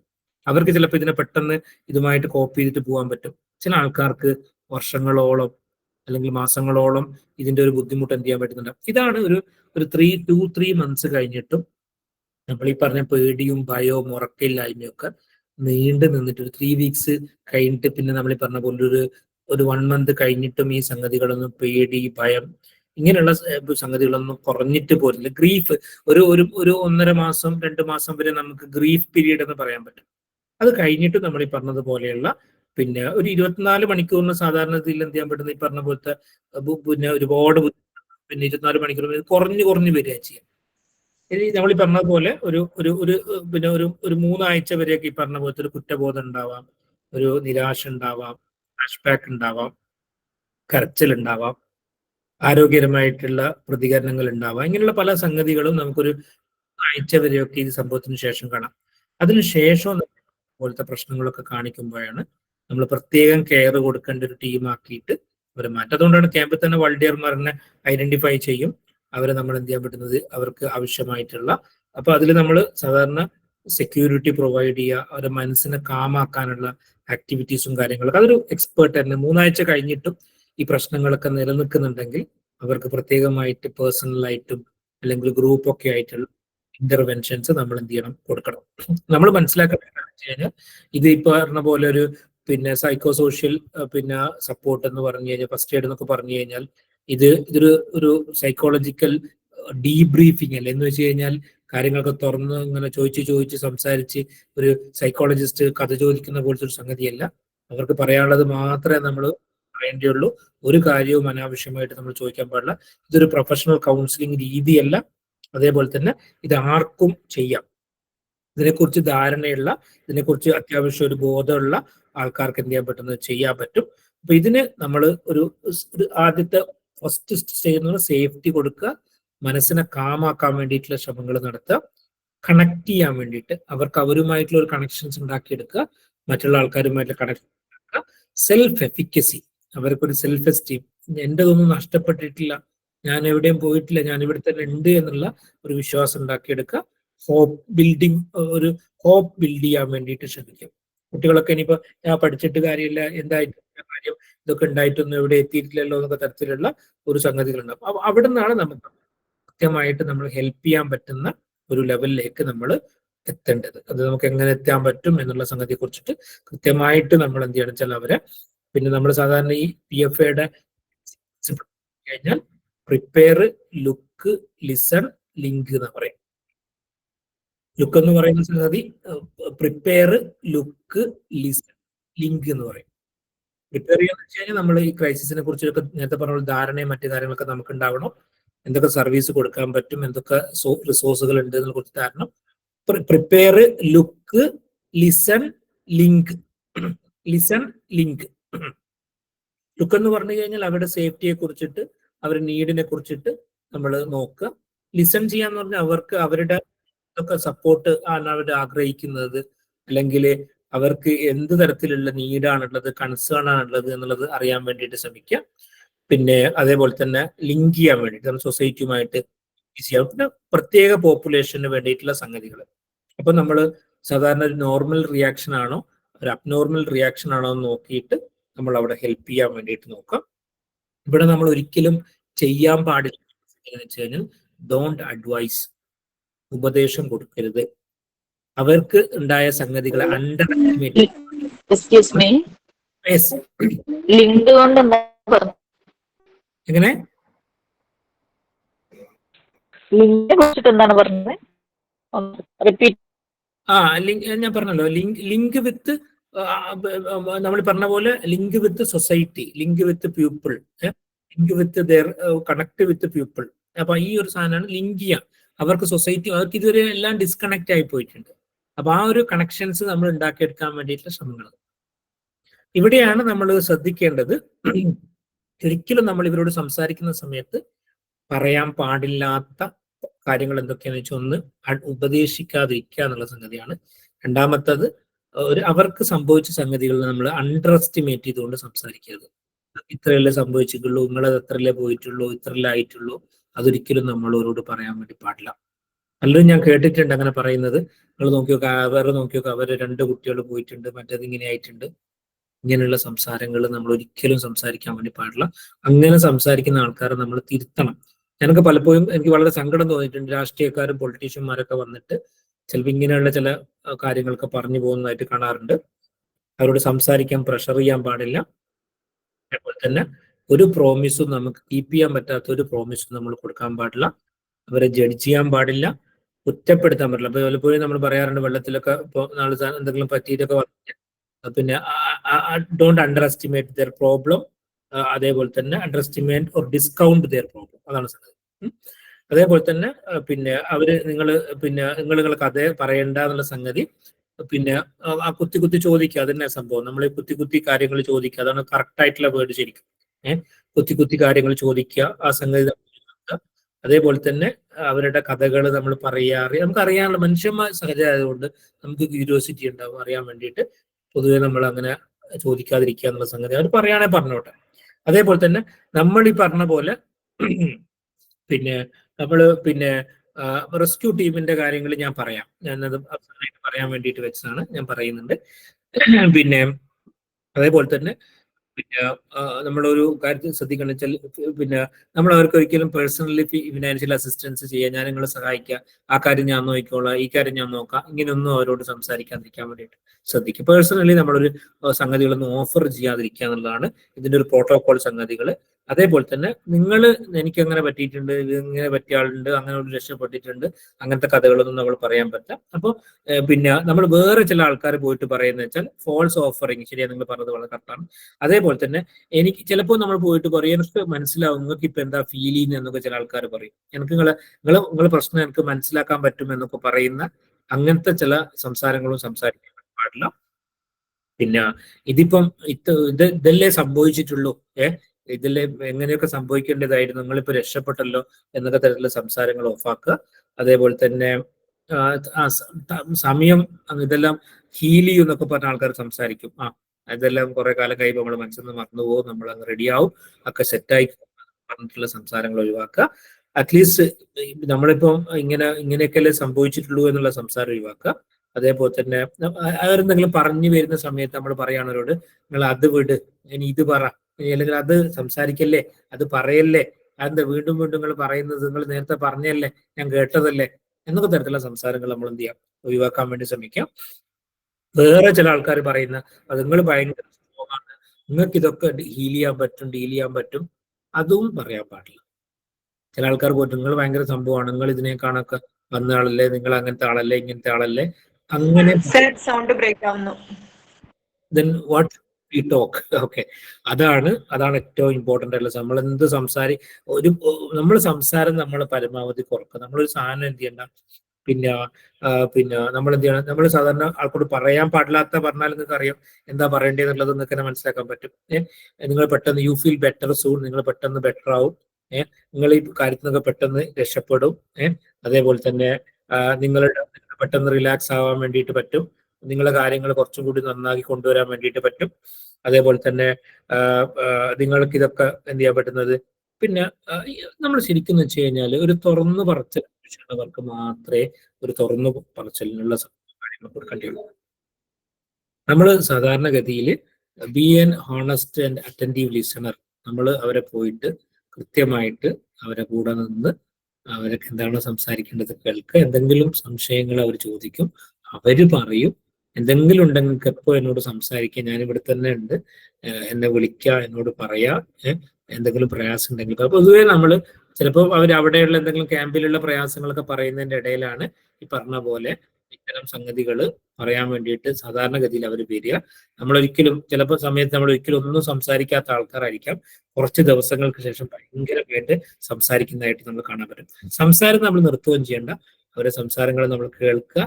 മറുപടികളും ഉപദേശങ്ങളും നിർദ്ദേശങ്ങളും കൊടുക്കുന്നത് നമ്മൾ കുട്ടികളോട് നമ്മൾ സംസാരിക്കുമ്പോൾ ശ്രദ്ധിക്കേണ്ടത് വെച്ചാൽ കുട്ടികൾ ചിലപ്പോൾ ഒന്നും പറയില്ല, പക്ഷെ അവരുടെ ഉള്ളിലുള്ള പേടി കുറക്കാൻ വേണ്ടിയിട്ട് അവർ വെന്റിലേറ്റ് ചെയ്യൽ നിർബന്ധം. നമ്മൾ സാധാരണ കുട്ടികളോട് ചോദിക്കുന്ന ചോദ്യമുണ്ട്, how do you feel inside? നിങ്ങളുടെ ഉള്ളിൽ ഇപ്പൊ എന്താ അവസ്ഥ, അല്ലെങ്കിൽ എങ്ങനെയൊക്കെയാണ് തോന്നുന്നത്? ഇപ്പോൾ എല്ലാ സംഗതികളൊക്കെ റെഡി ആയിട്ട് വരുന്നുണ്ടോ? പിന്നെ നമുക്ക് ചിലപ്പോൾ കുട്ടികൾ പറയേണ്ട വയറ്റിൻ്റെ ഉള്ളിലൊരു ബുദ്ധിമുട്ടുണ്ട്, ഇങ്ങനെ വയറ്റിനുള്ളിൽ പെയിൻ ഉണ്ട്, കൈ അനക്കാൻ പറ്റുന്നില്ല, കൈ വലിക്കാൻ പറ്റുന്നില്ല, കൈ പൊക്കാൻ പറ്റുന്നില്ല. അപ്പൊ കുട്ടികളോട് നമ്മൾ വരപ്പിച്ച് കുട്ടികൾ പലതും ഇങ്ങനെ പറഞ്ഞ് പ്രതിഫലിപ്പിക്കാൻ പറ്റില്ല. അതുകൊണ്ട് കുട്ടികളുടെ പല പെയിനും വേദനയും മുറിവൊന്നും കണ്ടെത്താതെ ആയി പോകാറുണ്ട്. അപ്പൊ അത് നമ്മൾ പിന്നെ സപ്പോർട്ടീവ് കമന്റ്സ് ആയിട്ട് നമ്മൾ പറയേണ്ട സംഗതി വെച്ചാൽ പിന്നെ നമുക്ക് പറയാൻ പറ്റുക, നിങ്ങളുടെ ഒരു അവസ്ഥ നിങ്ങൾ സംസാരിക്കുന്നതിനിടെ തന്നെ നമുക്ക് പറയാൻ പറ്റും, നിങ്ങൾ വല്ലാത്തൊരവസ്ഥയിലൂടെ കടന്നു വന്നയാളാണ്, നിങ്ങൾ വളരെ പ്രയാസത്തിലൂടെ കടന്നു പോയിട്ടുണ്ട്, കഴിഞ്ഞ ദിവസങ്ങൾ വളരെ ബുദ്ധിമുട്ടായിരുന്നു, വളരെ പ്രയാസമായിരുന്നു, വളരെ ടഫായിട്ടുള്ള സിറ്റുവേഷൻസിലൂടെ നിങ്ങൾ കടന്നു വരുന്നത്. നിങ്ങളോട് ഇങ്ങനെ ഒരു സംസാരിക്കാൻ പറ്റുന്ന ഒരു അവസ്ഥയിലേക്ക് നമ്മളിപ്പോൾ എത്തിയിട്ടുണ്ടെങ്കിലും അതിൻ്റെ ഒരു ഓർമ്മകൾ നിങ്ങളിൽ ഒരുപാട് പ്രയാസങ്ങൾ ഇപ്പോഴും ഉണ്ടാക്കുന്നുണ്ട്, ഇന്നും ഉണ്ടാക്കിയിട്ടുണ്ടാവും. അതൊക്കെ എന്ത് ചെയ്യാൻ പറ്റുന്നത് പിന്നെ നിങ്ങൾ പറയുമ്പം തന്നെ എനിക്ക് മനസ്സിലാവുന്നുണ്ട്, എനിക്ക് മനസ്സിലാവുന്നുണ്ട്. അതേപോലെ തന്നെ നമുക്ക് പിന്നെ നിങ്ങൾക്ക് എന്തെങ്കിലും ഇതേപോലത്തെ ബുദ്ധിമുട്ട് ഉണ്ടാക്കുന്ന എന്തെങ്കിലും കാര്യങ്ങൾ ഉണ്ടെങ്കിൽ നിങ്ങൾക്ക് തുറന്ന് പറയാം. നിങ്ങൾക്ക് എന്തെങ്കിലും ബുദ്ധിമുട്ടുണ്ടാക്കുന്ന ചിന്തകളോ ആലോചനകളോ അല്ലെങ്കിൽ എന്തെങ്കിലും തരത്തിലുള്ള പ്രയാസങ്ങളോ നിങ്ങൾക്ക് ഉണ്ടെങ്കിൽ എന്ത് ചെയ്യാൻ പറ്റുന്നത് നമുക്ക് പറയാമെന്നുള്ള സംഗതി. പിന്നെ പല ആൾക്കാരും നമ്മളോട് ക്യാമ്പിൽ നിന്നൊക്കെ പറയുന്ന ഒരു സംഗതി, എനിക്ക് ഭയങ്കര ദേഷ്യം പിടിക്കുന്നു, എനിക്ക് ആളുകളോടൊക്കെ ഭയങ്കര വെറുപ്പ് തോന്നുന്നു, ആളുകളെ ഫേസ് ചെയ്യാൻ പറ്റുന്നില്ല, ഇങ്ങനെയുള്ള സംഗതികളൊക്കെ പൊതുവെ പറയാറുണ്ട്. അപ്പോൾ നമ്മൾ സാധാരണഗതിയിൽ ഒരു 3 ആഴ്ച കഴിഞ്ഞിട്ടോ അങ്ങനെ പ്രശ്നമൊക്കെ ഉള്ള ആൾക്കാരാണെങ്കിൽ അവിടെ സൈക്കോളജിസ്റ്റോ സൈക്കോളജി ടീം ഉണ്ടെങ്കിൽ അവരോട് കാണാൻ വേണ്ടി പറയും. എനിക്ക് സാധാരണ കൊടുക്കുന്ന ഒരു സൈക്കോളജിസ്റ്റ് ഇതിൽ ഉള്ളത് കൊണ്ടാണ് ഞാൻ പറയുന്നത്. സാധാരണ അബ്ഡോമിനൽ ബ്രീത്തിങ് കൊടുക്കാറുണ്ട്, അതേപോലെ തന്നെ കൗണ്ട് ബ്രീത്തിങ് കൊടുക്കാറുണ്ട്. സാധാരണ ഈ ഡിസാസ്റ്റർ കഴിഞ്ഞ ആളുകൾക്ക് നമ്മൾ റിലാക്സ് ചെയ്യാൻ വേണ്ടിയിട്ട് കൊടുക്കുന്ന ബ്രീത്തിങ് പ്രൊസീജിയർ ആണ് ശരിക്കും. അബ്ഡോമിനൽ ബ്രീത്തിങ് കൊടുക്കും, കൗണ്ട് ബ്രീത്തിങ് കൊടുക്കും, നോസ്ട്രിൽ ബ്രീത്തിങ്, മൂക്ക് അടച്ചു വെച്ചിട്ട് ഒരു മൂക്കിലൂടെ ബ്രീത്ത് ചെയ്യുന്ന തരത്തിലുള്ള ബ്രീത്തിങ്, അതേപോലെ തന്നെ ഫ്രീ മെഡിറ്റേഷൻ കൊടുക്കും, കാൻഡിൽ മെഡിറ്റേഷൻ കൊടുക്കും. ഇതൊക്കെ സാധാരണ റെക്കമെൻഡ് ചെയ്യുന്ന സംഗതികളായിട്ടാണ് പറയുന്നത്. അപ്പൊ ഇതിലിപ്പോ സാധാരണ രീതിയിൽ നമ്മളിപ്പോ ഇത്തരം പ്രശ്നങ്ങളുള്ള ആൾക്കാരെ സംബന്ധിച്ചിടത്തോളം എങ്ങനെ അവരെ സപ്പോർട്ട് ചെയ്യാൻ വേണ്ടി പറ്റും, എങ്ങനെ അവരെ ഹെൽപ്പ് ചെയ്യാൻ വേണ്ടി പറ്റും, എവിടുന്നൊക്കെ നമുക്ക് സഹായിക്കാൻ പറ്റും എന്നുള്ള സംഗതിയാണ്. ഇപ്പൊ നമ്മൾ പല ആൾക്കാർക്കും എങ്ങനെയാണ് ഒരാളെ കേൾക്കേണ്ടതെന്നല്ല, പറഞ്ഞു കൊടുക്കാൻ എല്ലാവർക്കും അറിയാം. പിന്നെ എങ്ങനെയാണ് ഒരാളെ കേൾക്കേണ്ടത് എന്നുള്ളത് പലപ്പോഴും പല ആളുകൾക്കും അറിയില്ല. പക്ഷെ നമുക്ക് ആളോട് സംസാരിക്കാൻ അറിയാം, പറഞ്ഞു കൊടുക്കാൻ അറിയാം. പിന്നെ നമ്മൾ ശ്രദ്ധിക്കേണ്ട സംഗതി വെച്ചാൽ ഒരാളെ ശ്രദ്ധിക്കേണ്ട കാര്യം വെച്ചാൽ ഒരു വളരെ അറ്റൻറ്റീവായിട്ട് കേൾക്കുന്നത്, ഒരു ഇന്ററപ്ഷൻ വരാതിരിക്കാൻ വേണ്ടി ശ്രദ്ധിക്കുക. അവരെന്തോ പറഞ്ഞുകൊണ്ടിരിക്കുന്ന സമയത്ത് നിങ്ങൾ എന്തെങ്കിലും ഉള്ളിൽ കയറി ചോദിച്ചാൽ, അല്ലെങ്കിൽ വേറെ എന്തെങ്കിലും ആൾക്കാർ വന്നിട്ട് എന്തെങ്കിലും ചോദിക്കാൻ വെച്ചാൽ ആ പറയാൻ ഉദ്ദേശിച്ച സാധനം പിന്നെ അവർക്ക് പറയാൻ പറ്റൂല. അതെനിക്ക് അനുഭവം ഉണ്ടായിട്ടുണ്ട്. ഒരാളിങ്ങനെ എന്തോ പറയുന്നതിനിടയിൽ വേറെ പിന്നെ എന്തോ ഒരു പായയില്ലാത്ത ആൾക്കാരൊന്നും പറയണേന്ന് പറഞ്ഞിട്ട് ഒരാൾ വന്നങ്ങ് പോകും. അപ്പൊ ആ സമയത്ത് പിന്നെ സ്ത്രീയൊന്നും പിന്നെ ഒന്നും സംസാരിക്കുന്നില്ല. അതേപോലെ തന്നെ അവരുടെ ഒരു പെയിനും ഡിസ്ട്രസ്സും കൃത്യമായിട്ട് നമ്മൾ മനസ്സിലായിട്ടുണ്ട് എന്നുള്ളത് അവർക്ക് തോന്നണം. അതേപോലെ തന്നെ അവരോട് എമ്പതൈസ് ചെയ്യാനുള്ള ഒരു മാനസികാവസ്ഥ ഉണ്ടാവണം. അതേപോലെ തന്നെ അവർക്ക് അവരുടെ ഫീലിങ്ങിനെ നമുക്ക് കൃത്യമായിട്ട് ഒപ്പിയെടുക്കാൻ പറ്റുന്നുണ്ട് എന്നുള്ള സംഗതി ഉണ്ടാവണം. അവരുടെ കണ്ണുകള് നമുക്ക് എന്ത് ചെയ്യാൻ പറ്റുന്നത് റീഡ് ചെയ്യാൻ വേണ്ടിയിട്ട് പറ്റണം അവർ സംസാരിക്കുന്ന സമയത്ത്. അതേപോലെ തന്നെ അവർ വളരെ കംഫർട്ടബിൾ ആണെന്ന സംഗതിയിൽ അവർ ഉറപ്പുവരുത്തുക. നിങ്ങൾക്ക് സംസാരിക്കാൻ കുറച്ച് ക്ഷീണം തോന്നുന്നുണ്ടെങ്കിൽ, ബുദ്ധിമുട്ട് തോന്നുന്നു, നമുക്ക് വേറെ എപ്പോഴെങ്കിലും സംസാരിക്കാം, ഞാനില്ലെങ്കിലും വേറെ ഇവിടെ ആരെങ്കിലും ഉണ്ടാവും, നമുക്ക് സംസാരിക്കാം എന്നുള്ള സംഗതികൾ സ്ട്രെയിനൊക്കെ എടുത്ത് ചില ആൾക്കാർ സംസാരിക്കുന്നതായിട്ട് കാണാറുണ്ട് സാധാരണ. അതേപോലെ തന്നെ പിന്നെ അവരുടെ സൈലൻസിനെ റെസ്പെക്ട് ചെയ്യുക. ചിലപ്പോൾ അവരൊന്നും മിണ്ടാതെ കുറെ നേരം നിൽക്കുന്നുണ്ടാവും ചിലപ്പോൾ. അതേപോലെ തന്നെ കരഞ്ഞുകൊണ്ടിരിക്കുന്ന സമയത്ത് നിങ്ങൾ കരയില്ലേ, നിങ്ങൾ ആകെ ഇങ്ങനെ പിന്നെ കരയുമ്പോൾ ലെറ്റ് ദം ക്രൈ എന്നുള്ള സംഗതിയാണ് നമ്മൾ പറയാം. ഒരിക്കലും നമ്മൾ അവരോട് കരയില്ലേ, കരച്ചിൽ നിർത്ത്, നിങ്ങളിപ്പം കരയേണ്ട അവസ്ഥയിലൊന്നും എല്ലാവരും ഇല്ല എന്നുള്ളതൊന്നും പറയാൻ വേണ്ടി പാടില്ല. ഡു നോട്ട് പ്രഷറൈസ്, നമ്മൾ നേരത്തെ പറഞ്ഞ പോലത്തെ ഒരു പ്രഷറൈസ്ഡ് സാധനത്തിലേക്ക് നമ്മൾ എത്തിക്കാതിരിക്കാൻ വേണ്ടിയിട്ട് ശ്രദ്ധിക്കുക. അതേപോലെ തന്നെ പിന്നെ മറ്റൊരു സംഗതി എന്ന് പറയുന്നത് നമ്മൾ ഈ പറഞ്ഞ പോലെ പിന്നെ ഏറ്റവും കൂടുതലായിട്ട് ഉണ്ടാവുന്ന നമ്മൾ പറഞ്ഞ പോലെ ഒരു റെസ്ക്യൂ ടീം, നേരത്തെ ആൾക്കാർ ചോദിച്ചു റെസ്ക്യൂ ടീമിനെ സംബന്ധിച്ചിടത്തോളം പിന്നെ എന്തൊക്കെ പ്രശ്നങ്ങൾ ഉണ്ടാവും. റെസ്ക്യൂ ടീമിൽ സാധാരണഗതിയിൽ പിന്നെ റെസ്ക്യൂ ടീമിലെ ആൾക്കാരെ സംബന്ധിച്ചിടത്തോളം അവർ ഒരുപാട് പ്രശ്നങ്ങൾ അനുഭവിക്കാറുണ്ട്. അപ്പോൾ പല ആളുകളിലും നമ്മൾ മനസ്സിലാക്കുന്നത് ഈ റെസ്ക്യൂ ടീമിലുള്ള ആൾക്കാർ പിന്നെ അവരെ സംബന്ധിച്ചിടത്തോളം അവർക്കുള്ള ഏറ്റവും വലിയൊരു ഒരു പ്രശ്നം എന്ന് പറഞ്ഞു കഴിഞ്ഞാൽ അവര് ഒരുപാട് ദിവസങ്ങളായിട്ട് ചിലപ്പോൾ ഉറക്കമൊഴിഞ്ഞ പ്രശ്നങ്ങൾ ഉണ്ടാവും. അതേപോലെ തന്നെ പിന്നെ ഉറക്കമൊഴിഞ്ഞ പ്രശ്നങ്ങൾ അവരെ ബാധിക്കുന്നുണ്ടാവാം. അതേപോലെ തന്നെ ഇതേപോലുള്ള സംഗതികൾ റിപ്പീറ്റഡ് ആയിട്ട് കണ്ട പ്രശ്നങ്ങൾ ഉണ്ടാവാം. ഇതുമായിട്ട് ഇടപെട്ടിട്ട് അവർക്കുണ്ടായ പെയിൻ ഉണ്ടാവാം, ശാരീരിക അസ്വസ്ഥതകൾ ഉണ്ടാവാം, മാനസിക അസ്വസ്ഥതകൾ ഉണ്ടാവാം. ചിലപ്പം ഇത്തരം ആളുകൾക്ക് എന്നോട് പറഞ്ഞിട്ടുണ്ട് പിന്നെ ഒരു ഇതേപോലെ തന്നെ റെസ്ക്യൂവിൽ പങ്കെടുത്ത ഒരാള് എനിക്ക് ഭക്ഷണം കഴിക്കാൻ പറ്റുന്നില്ല, ഉറങ്ങാൻ പറ്റുന്നില്ല എന്നൊക്കെ പറഞ്ഞിട്ട് ഒരു റെസ്ക്യൂ ഉണ്ടായിരുന്ന സന്നദ്ധ പ്രവർത്തനായിട്ടുള്ള ഒരാള് ഒരു ക്യാമ്പിൽ നിന്ന് സംസാരിക്കുക സൈക്കോളജിസ്റ്റ് വരുമ്പോൾ ഒന്ന് പറയണമെന്ന് പറഞ്ഞിട്ട് അവിടെ വളണ്ടിയേഴ്സിനോട് പറഞ്ഞിട്ടുണ്ടായിരുന്നു. അപ്പൊ ഞാൻ ഇവരുമായിട്ട് സംസാരിക്കുന്ന സമയത്ത് എനിക്ക് മനസ്സിലായ ഒരു കാര്യം എന്ന് പറയുന്നത് വളരെ ക്ലിയർ കട്ടായിട്ട് നമ്മൾ പറയുകയാണെങ്കിൽ പിന്നെ അവര് പറയുന്ന ഒരു സംഗതി എന്ന് വെച്ച് കഴിഞ്ഞാൽ അവർക്ക് ഭക്ഷണം കഴിക്കാൻ പറ്റുന്നില്ല. പിന്നെ ഏതോ ഒരു അവർ റെസ്ക്യൂ ചെയ്ത ആ സ്ത്രീ പറഞ്ഞ വാക്കുകൾ ഇങ്ങനെ മനസ്സിലിങ്ങനെ വന്നുകൊണ്ടിരിക്കുന്നു. പിന്നെ അപ്പോൾ അത് എന്നെ വല്ലാതെ പ്രയാസപ്പെടുത്തുന്നുണ്ട്, എന്നെ ഭയങ്കര ബുദ്ധിമുട്ടുന്നുണ്ട്. അങ്ങനെയുള്ള ആൾക്കാർക്ക് ഒരു നമ്മൾ ഈ പറഞ്ഞ പോലത്തെ ഒരു സ്ട്രെസ് റിയാക്ഷൻ എന്നാണ് പറയാ. ഇവർ ഈ സ്ട്രെസ് ഒക്കെ പിന്നെ കേട്ട സമയത്ത് സ്ട്രെസ് അനുഭവിച്ച സമയത്ത് അവർക്ക് ഉണ്ടാകുന്ന ഈ വളണ്ടിയേഴ്സിന് എന്ത് ചെയ്യാൻ പറ്റുന്നത്, ഈ റെസ്ക്യൂ ടീമിൽ അറ്റൻഡ് ചെയ്ത എല്ലാ വളണ്ടിയേഴ്സിനും ഒരു റിഫ്രഷ്മെന്റ് ആയിട്ട് ഒരു ഗ്രൂപ്പ് സെഷനൊക്കെ എന്ത് ചെയ്യാൻ പറ്റുന്നത് കൊടുക്കുന്നത് നന്നായിരിക്കും.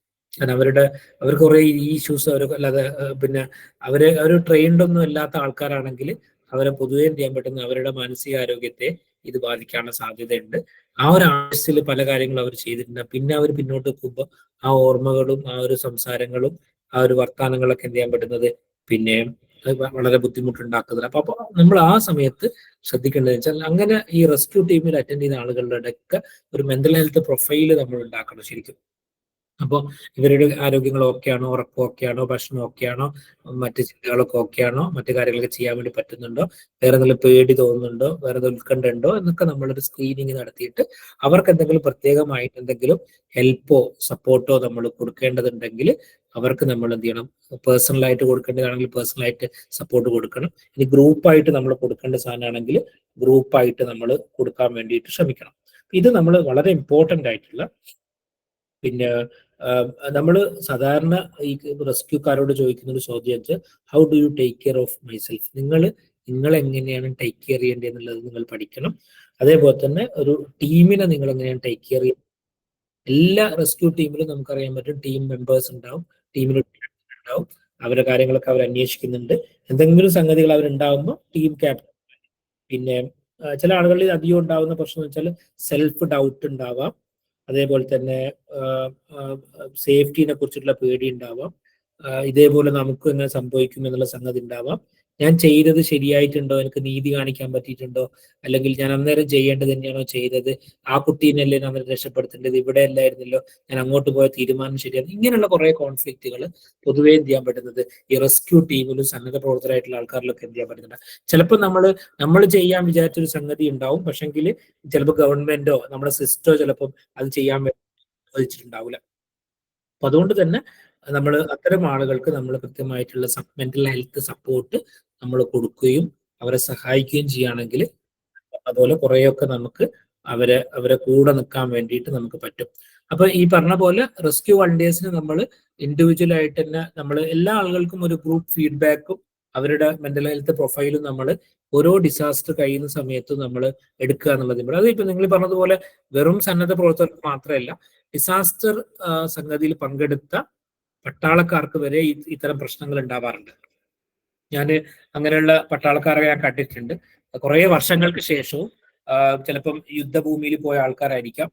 പിന്നെ അതേപോലെ തന്നെ ഇപ്പൊ അടുത്ത് ഞാനൊരു ഇസ്രായേല് പിന്നെ എന്ത് ചെയ്യാൻ പറ്റുന്നത്, കേരളത്തിലുള്ള ഇസ്രായേല് പിന്നെ വടകരക്കാരനായിട്ടുള്ള ഇസ്രായേൽ പട്ടാളത്തിൽ വർക്ക് ചെയ്തിട്ടുണ്ടായിരുന്ന ഒരാള് ഒരുപാട് ട്രോമയായിട്ട് ജോലി വിട്ടു പോകുന്ന ഒരാളാണ്, ഭയങ്കര മാനസിക പ്രശ്നങ്ങളുമായിട്ട് ഞാൻ കണ്ടിട്ടുണ്ടായിരുന്നു. അപ്പം ഞാൻ മനസ്സിലാക്കുന്നത് ഇതേപോലുള്ള യുദ്ധഭൂമിയിലായിക്കോട്ടെ, ഇതേപോലെയുള്ള എന്തെങ്കിലും ട്രോമ സിറ്റുവേഷൻസിലായിക്കോട്ടെ, ഇങ്ങനെയുള്ള എന്തെങ്കിലും തരത്തിലുള്ള മേഖലയിലൂടെ കടന്നുപോയ പട്ടാളക്കാരെ, അവർക്ക് ട്രെയിൻഡ് ആണ്, പോലീസുകാരായിരിക്കാം, അല്ലെങ്കിൽ സന്നദ്ധ പ്രവർത്തകരായിരിക്കാം, അല്ലെങ്കിൽ മറ്റ് മേഖലയിൽ പ്രവർത്തിക്കുന്ന ആളുകൾക്കൊക്കെ ഇപ്പൊ വെറും ഈ ഒരു സംഗതി നിരന്തരമായിട്ട് കണ്ട ഒഫീഷ്യൽസ് ആയിരിക്കാം, അവർക്ക് വരെ ഈ പ്രശ്നങ്ങൾ ഉണ്ടാവാം. അതെത്ര ഭീകരമായിട്ടുണ്ടാവും എന്ന് വെച്ച് കഴിഞ്ഞാൽ, വെള്ളമേറിയ കഴിഞ്ഞ 2018 കാലഘട്ടത്തിൽ TV-യിൽ വെള്ളം കാണുമ്പോൾ പേടിക്കുന്ന ആൾക്കാർ വരെ ഉണ്ടായിരുന്നു. TV-യിൽ, കാരണം ക്ലാസ്സിലും തൊട്ടടുത്തും ഒന്നുമല്ല വെള്ളം കാണുന്നത്, TV-യിൽ വെള്ളം കാണുമ്പോൾ കുട്ടി പേടിക്കുന്നതായിട്ട് കാണുന്നത്, അല്ലെങ്കിൽ വലിയ ആള് തന്നെ പേടിക്കുന്നതായിട്ട് റിപ്പോർട്ട് ചെയ്തിട്ടുണ്ട്. അപ്പൊ അതുകൊണ്ട് തന്നെ ഈ ഒരു പ്രശ്നം വളരെ വ്യത്യസ്തമായ തലത്തിൽ നമുക്ക് എന്ത് ചെയ്യാൻ പറ്റുന്നത്, നമ്മളെ ബാധിക്കാൻ സാധ്യതയുള്ള ഒരു സംഗതിയായിട്ട് അതിന് നമ്മൾ കൃത്യമായിട്ട് കാണുകയും കണക്കാക്കുകയും ചെയ്യണം.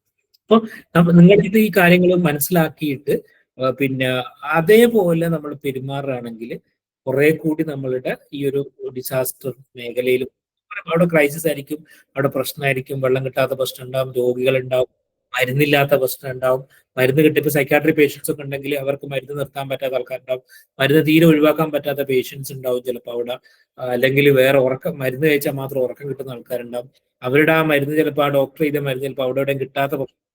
ഇങ്ങനെയുള്ള അതിസങ്കീർണമായിട്ടുള്ള പ്രശ്നങ്ങൾ നമ്മൾ ആദ്യം നോക്കും, അവരെ ഫുഡ്, മരുന്ന്, ഹെൽത്ത്, ഇങ്ങനെയുള്ള സംഗതികളൊക്കെയാണ് ആദ്യം നോക്കുക. ഉറക്കം 2-3 ദിവസമായിട്ട് ഉറങ്ങാത്ത ആൾക്കാരുണ്ട്. നമുക്ക് ഉറങ്ങാത്ത ആൾക്കാരെയൊക്കെ നമ്മൾ കൃത്യമായിട്ട് സംസാരിച്ച് ഉറക്കത്തിന് ബുദ്ധിമുട്ടുണ്ടെങ്കിൽ ബേസിക്കലി നമ്മളിപ്പോൾ ഉറങ്ങാനുള്ള മെഡിസിനൊക്കെ നേരത്തെ തന്നെ അവര് നമ്മൾ ഹെൽപ്പ് ചെയ്യുന്ന ഒരു സംഗതിയാണ് അതിൽ ചെയ്യാറ്. അപ്പൊ ഞാൻ പറഞ്ഞത് വളരെ ചുരുങ്ങിയ സമയത്ത് വളരെ കുറെ കാര്യങ്ങൾ ഞാൻ നിന്ന് സംസാരിച്ചിട്ടുണ്ട്. അപ്പൊ ഇതില് നമ്മുടെ ഒരു മനസ്സാണ് അതിന് വേണ്ടത്. എല്ലാവർക്കും അങ്ങനെ അത്തരം ആൾക്കാരുമായിട്ട് സംസാരിക്കാനോ ഇടപെടാനോ ഒരു എനർജി കൊടുക്കാനൊന്നും പറ്റൂല. അങ്ങനെ ഡ്രെയിൻഡ് ആയിരിക്കും നമ്മൾ. എൻ്റെ ഒക്കെ അനുഭവത്തിൽ ഇത്തരം ക്യാമ്പുകളിലൊക്കെ പോയിട്ട് വരുമ്പം എന്നെ അത് വല്ലാതെ അഫക്റ്റ് ചെയ്യാറുണ്ട്, എന്നെ വല്ലാതെ അത് ബുദ്ധിമുട്ടിക്കാറുണ്ട്. ഒരു സൈക്കോളജിക്കൽ കൗൺസിലിംഗ് കുറെ ആളുകൾ കൊടുത്തിട്ട് വരുന്നതും ഇതേപോലത്തെ ട്രോമ കണ്ടീഷനിൽ പോയിട്ട് നമ്മൾ വർക്ക് ചെയ്തിട്ട് വരുമ്പോൾ ഉണ്ടാവുന്ന ഒരു മെന്റൽ സ്ട്രെയിന് ഡിഫറെന്റ് ആണ് ശരിക്കും. അത് നമുക്ക് ഒരുപാട് നമ്മളെ ബാധിക്കാറുണ്ട്. ചില കുട്ടികൾ പറഞ്ഞ കാര്യങ്ങൾ, ചില പേരൻസ് പറഞ്ഞ ചില വാക്കുകളൊക്കെ ഇപ്പോഴും നമ്മുടെ മനസ്സിൽ അതിങ്ങനെ ഉറച്ചു പോകാറുണ്ട്. കാരണം ഒരു റിയാലിറ്റിയാണ്, ഒരു കടുത്ത പ്രയാസങ്ങളാണ്. അപ്പം അത് പറയുന്നത് ചിലപ്പോൾ നമ്മളൊരു കുട്ടി, ആരും ഇല്ലാത്ത കുട്ടി, ഇനി ആരാ ഉള്ളതെന്ന് നോക്കാൻ പറ്റാത്ത കുട്ടികള്, അല്ലെങ്കിൽ പെട്ടെന്ന് ഒരു സുപ്രഭാതത്തിൽ ഒരു രോഗമായിട്ട് കിടന്നിട്ടോ അല്ലെങ്കിൽ അങ്ങനെ ഒന്നുമില്ല, ഒരു ഉറക്കത്തിൽ ആൾക്കാർ നഷ്ടപ്പെട്ടു പോവാണ്. പിന്നെ ഭയങ്കരമായിട്ടുള്ള പ്രയാസത്തിലേക്ക് കടന്നു പോവാണ്. പിന്നെ ഉണ്ടാവുന്ന ഈ ക്യാമ്പും വണ്ടിയും ആംബുലൻസും പോലീസ് വണ്ടിയും ഫയർഫോഴ്സും പിന്നെ റെസ്ക്യൂവും ഒക്കെ ആയിട്ട്, അതും ഒരു കുട്ടികളെയൊക്കെ സംബന്ധിച്ചിടത്തോളം അത് വലിയൊരു ട്രോമയാണ് ശരിക്കും. ഒരു ആക്സിഡന്റിൽ രക്ഷപ്പെട്ടിട്ടുള്ള ഒരു കുട്ടി, ഖത്തറിൽ ഒരു ആക്സിഡന്റിൽ രക്ഷപ്പെട്ട ഒരു കുട്ടീനെ 3 മാസം എടുത്തിട്ടുണ്ടായിരുന്നു ആ കുട്ടി റിക്കവർ ചെയ്ത്. അപ്പോൾ കുട്ടിക്ക് ഒരു ആംബുലൻസ് അല്ലെങ്കിൽ വണ്ടിയുടെ ഹോണ് കേൾക്കുമ്പോൾ കുട്ടിക്ക് ഉറക്കം ഞെട്ടി ഉണരും ശരിക്കും. റോഡ് സൈഡ് വീട്ടിലാണ് അവർ താമസിക്കുന്നത്. ആ കുട്ടിക്ക് ഉറക്കം കിട്ടാത്ത കുറേ മാസങ്ങളായി. ഞാൻ പറഞ്ഞത് വളരെ സങ്കീർണമായിട്ടുള്ള ഒരു അവസ്ഥയിലൂടെ കടന്നു പോകുന്ന ആൾക്കാർ, നമ്മളിപ്പോ ക്യാമ്പിൽ നമ്മൾ പറഞ്ഞ പോലെ പല ആൾക്കാരും പറയും ക്യാമ്പിലേക്ക് പോയി കഴിഞ്ഞാൽ നമ്മൾ അങ്ങനെ എല്ലാവരോടും പോയിട്ട് സംസാരിക്കുകയാണ്. ക്യാമ്പിലെ സന്നദ്ധ പ്രവർത്തകർക്കും വളണ്ടിയേഴ്സിനൊക്കെ എന്ത് ചെയ്യാൻ പറ്റുന്നത്, അവിടെ റോളുണ്ട്, സംസാരിക്കാൻ പറ്റും, ഇടപെടാൻ പറ്റും, അവരുടെ ഒരു ബന്ധം ഉണ്ടാക്കിയിട്ടുണ്ടാകും, പല ആളുകളെ കുറിച്ച് അറിയായിരിക്കും, ഡാറ്റകൾ ഉണ്ടാക്കുന്നത്. സന്നദ്ധ സംഘടനകളും അവിടെ പ്രവർത്തിക്കുന്നത്. നമുക്ക് 2 തരത്തിലാണ് ഇത്തരം പ്രവർത്തികളുടെ ഭാഗമായിട്ട് വാങ്ങുന്നത്. ഈ ഗവൺമെന്റിന്റെ ഏതെങ്കിലും ഇതേപോലെയുള്ള government sector, DMHP, district mental health authority, അതേപോലെ തന്നെ പോലീസ് ഡിപ്പാർട്ട്മെന്റ്, അതുപോലെ തന്നെ വനിതാ സോഷ്യൽ ജസ്റ്റിസ് ഡിപ്പാർട്ട്മെന്റ്, ഇതേപോലെയുള്ള ഡിപ്പാർട്ട്മെന്റുകൾ ഓരോ പരിപാടികൾ നടത്തുമ്പോൾ നിങ്ങളുടെ കോൺട്രിബ്യൂഷൻസ് നിങ്ങൾക്ക് പറ്റും. സന്നദ്ധ സംഘടനകൾ ഇതേപോലത്തെ മെന്റൽ ഹെൽത്ത് സപ്പോർട്ടുകളും മറ്റ് കൗൺസിലിംഗും കൊടുക്കുന്നത് അതിന്റെ ഭാഗമായിട്ട് നമുക്ക് നിൽക്കാൻ പറ്റും. അപ്പൊ അങ്ങനെ നമുക്ക് ഇത്തരം കാര്യങ്ങളുടെ ഭാഗമാവാൻ പറ്റുക എന്ന് പറയുമ്പോൾ നമുക്ക് തന്നെ ജീവിതത്തിൽ ഒരു വെളിച്ചവും ഒരു ഉണർവും സന്തോഷവും ഒക്കെ നമുക്ക് ഉണ്ടാക്കിയിട്ട്, കാരണം ഏറ്റവും കഷ്ടപ്പെടുന്ന ആൾക്കാർക്ക്, ഏറ്റവും പ്രയാസപ്പെടുന്ന ആൾക്കാരെ കൂടെ നമ്മൾ സമയം ചെലവഴിക്കും. നമ്മുടെ ജീവിതത്തിൽ ഏറ്റവും വിലപ്പെട്ട കാര്യങ്ങളാണ് നമ്മൾ അവരുമായിട്ട്. പിന്നെ നമ്മൾ മനസ്സിലാക്കേണ്ടത് വെച്ചാൽ പല ആൾക്കാർക്കും ഇപ്പം കുറെ നമ്മൾ പറഞ്ഞ സാധാരണ കേൾക്കാറുണ്ട്, പത്രത്തിൽ ഇപ്പൊ 20 ലക്ഷം റുപ്യ കിട്ടിയിട്ടുണ്ട്, 5 ലക്ഷം റുപ്യ കിട്ടിയിട്ടുണ്ടെന്നുള്ള. അതെല്ലാം അവരിൽ ഒരു ഹോപ്പ് ബിൽഡ് ചെയ്തൊരു സംഗതിയാണ്. നമ്മൾ ഈ പത്രത്തിൽ ഇപ്പൊ ഇത്ര അച്ഛൻ മരിച്ചു പോയിട്ട് അമ്മ മരിച്ചു പോയിട്ട് മക്കളില്ലാണ്ട് പൈസ കിട്ടിയത്, നമ്മൾ പറഞ്ഞ പൈസക്ക് പൈസ തന്നെ വേണം. ശരിക്കും ഒരു മനുഷ്യൻ ചിന്തിക്കാന്ന് വെച്ച് കഴിഞ്ഞാൽ, ഇനി ഞാൻ എൻ്റെ ജീവിതം വീണ്ടും എങ്ങനെ ആദ്യം മുതൽ തുടങ്ങും, എനിക്ക് എന്ത് ചെയ്യാൻ വേണ്ടി പറ്റും, ഈ ആരോഗ്യം വെച്ചിട്ട് എനിക്ക് ഇങ്ങനെ മുന്നോട്ട് പറ്റും, ഇങ്ങനെയുള്ള 100 ചോദ്യങ്ങൾ നിങ്ങൾക്ക് ഉണ്ടാകട്ടെ. ഇപ്പം ആളുകൾ പ്രത്യേകിച്ച് ഈ പറഞ്ഞ പോലെ ഒരു 3 ആഴ്ച 4 ആഴ്ച സമയം വരെയൊന്നും ഇല്ലാത്തൊരു റിയാലിറ്റി ബേസ്ഡ് ആയിട്ടുള്ള ക്വസ്റ്റ്യൻസും ആലോചനയും ചിന്തകളൊന്നും ഉണ്ടാവില്ല. ആളുകളൊക്കെ ഒന്ന് പിന്മാറി അവര് നമ്മൾ പറയാം, പിന്നെയും ഇത്തരം പിന്നെ പറഞ്ഞ പോലെ ലാൻഡ് സ്ലൈഡ് ഒക്കെ ഉണ്ടായി കഴിഞ്ഞാൽ മാസങ്ങളോളം പലപ്പോഴും നമ്മുടെ സ്കൂൾ ഗ്രൗണ്ടിലും സ്കൂളിലൊക്കെ ആയിട്ട് ക്യാമ്പുകളിലൊക്കെ ആയിട്ട് താമസിക്കേണ്ടതായിട്ട് വരാറുണ്ട്. അപ്പം അവരെ സംബന്ധിച്ചിടത്തോളം ഒരു തുടർ മാനസികാരോഗ്യ പരിചരണ പരിപാടികൾ ഗവൺമെന്റ് തലത്തിൽ തന്നെ ചെയ്യാറുണ്ട്. അതിന്റെ കൂടെ തന്നെ സന്നദ്ധ പ്രവർത്തകരായിട്ടുള്ള സന്നദ്ധ സംഘടനകളിലുള്ള ആൾക്കാർക്കൊക്കെ ഇനീഷ്യേറ്റ് ചെയ്തിട്ട് അത് ഗവൺമെന്റുമായിട്ട് ലിങ്ക് ചെയ്തിട്ട്, കാരണം എല്ലാവരും പോയിട്ട് ഒരേ കാര്യം തന്നെ കുട്ടികളിൽ ചെയ്തിട്ട് പ്രത്യേകിച്ച് കാര്യമില്ല, അത് അവർക്ക് ഡിസ്റ്റർബൻസ് ആയിട്ട് മാറും. സാധാരണ നമ്മൾ പറയാറുണ്ട്, പണ്ടൊക്കെ ഓർഫനേജ് പോയിട്ട് ആൾക്കാർ ഇങ്ങനെ എല്ലാവരും കൊണ്ട് പാട്ട് പഠിപ്പിക്കുക എന്ന് പറഞ്ഞ പോലത്തെ പരിപാടിയാണ് സംഭവം. അപ്പൊ അതല്ലാതെ നമ്മൾ ഓരോ ആൾക്കാരും ഓരോ ഏരിയകൾ തിരഞ്ഞെടുത്തിട്ട് കൃത്യമായിട്ട് സ്ട്രക്ചർ ചെയ്തിട്ട് എന്താണോ അവിടെ ആവശ്യം, ആ കുട്ടികൾക്ക് എന്താണോ പ്രശ്നമുള്ളത് എന്നത് കൃത്യമായിട്ട് പഠിച്ചിട്ട് അനലൈസ് ചെയ്തിട്ട് ആ മേഖലകളിൽ അതിനാവശ്യമായിട്ടുള്ള ആളുകളെ വെച്ചുകൊണ്ട് അവരെ റെസിലിയൻസ്, അവരുടെ കോപ്പിംഗ് സ്റ്റൈല്, അവരുടെ ഒരു മെന്റൽ ഹെൽത്ത് റെഡിയാക്കി കൊണ്ടുവരാനുള്ള ആവശ്യമായിട്ടുള്ള ഒരു സമഗ്രമായിട്ടുള്ള ഒരു പരിപാടിയാണ് ഇനി അങ്ങോട്ട് നമ്മൾ നടത്തേണ്ടത്.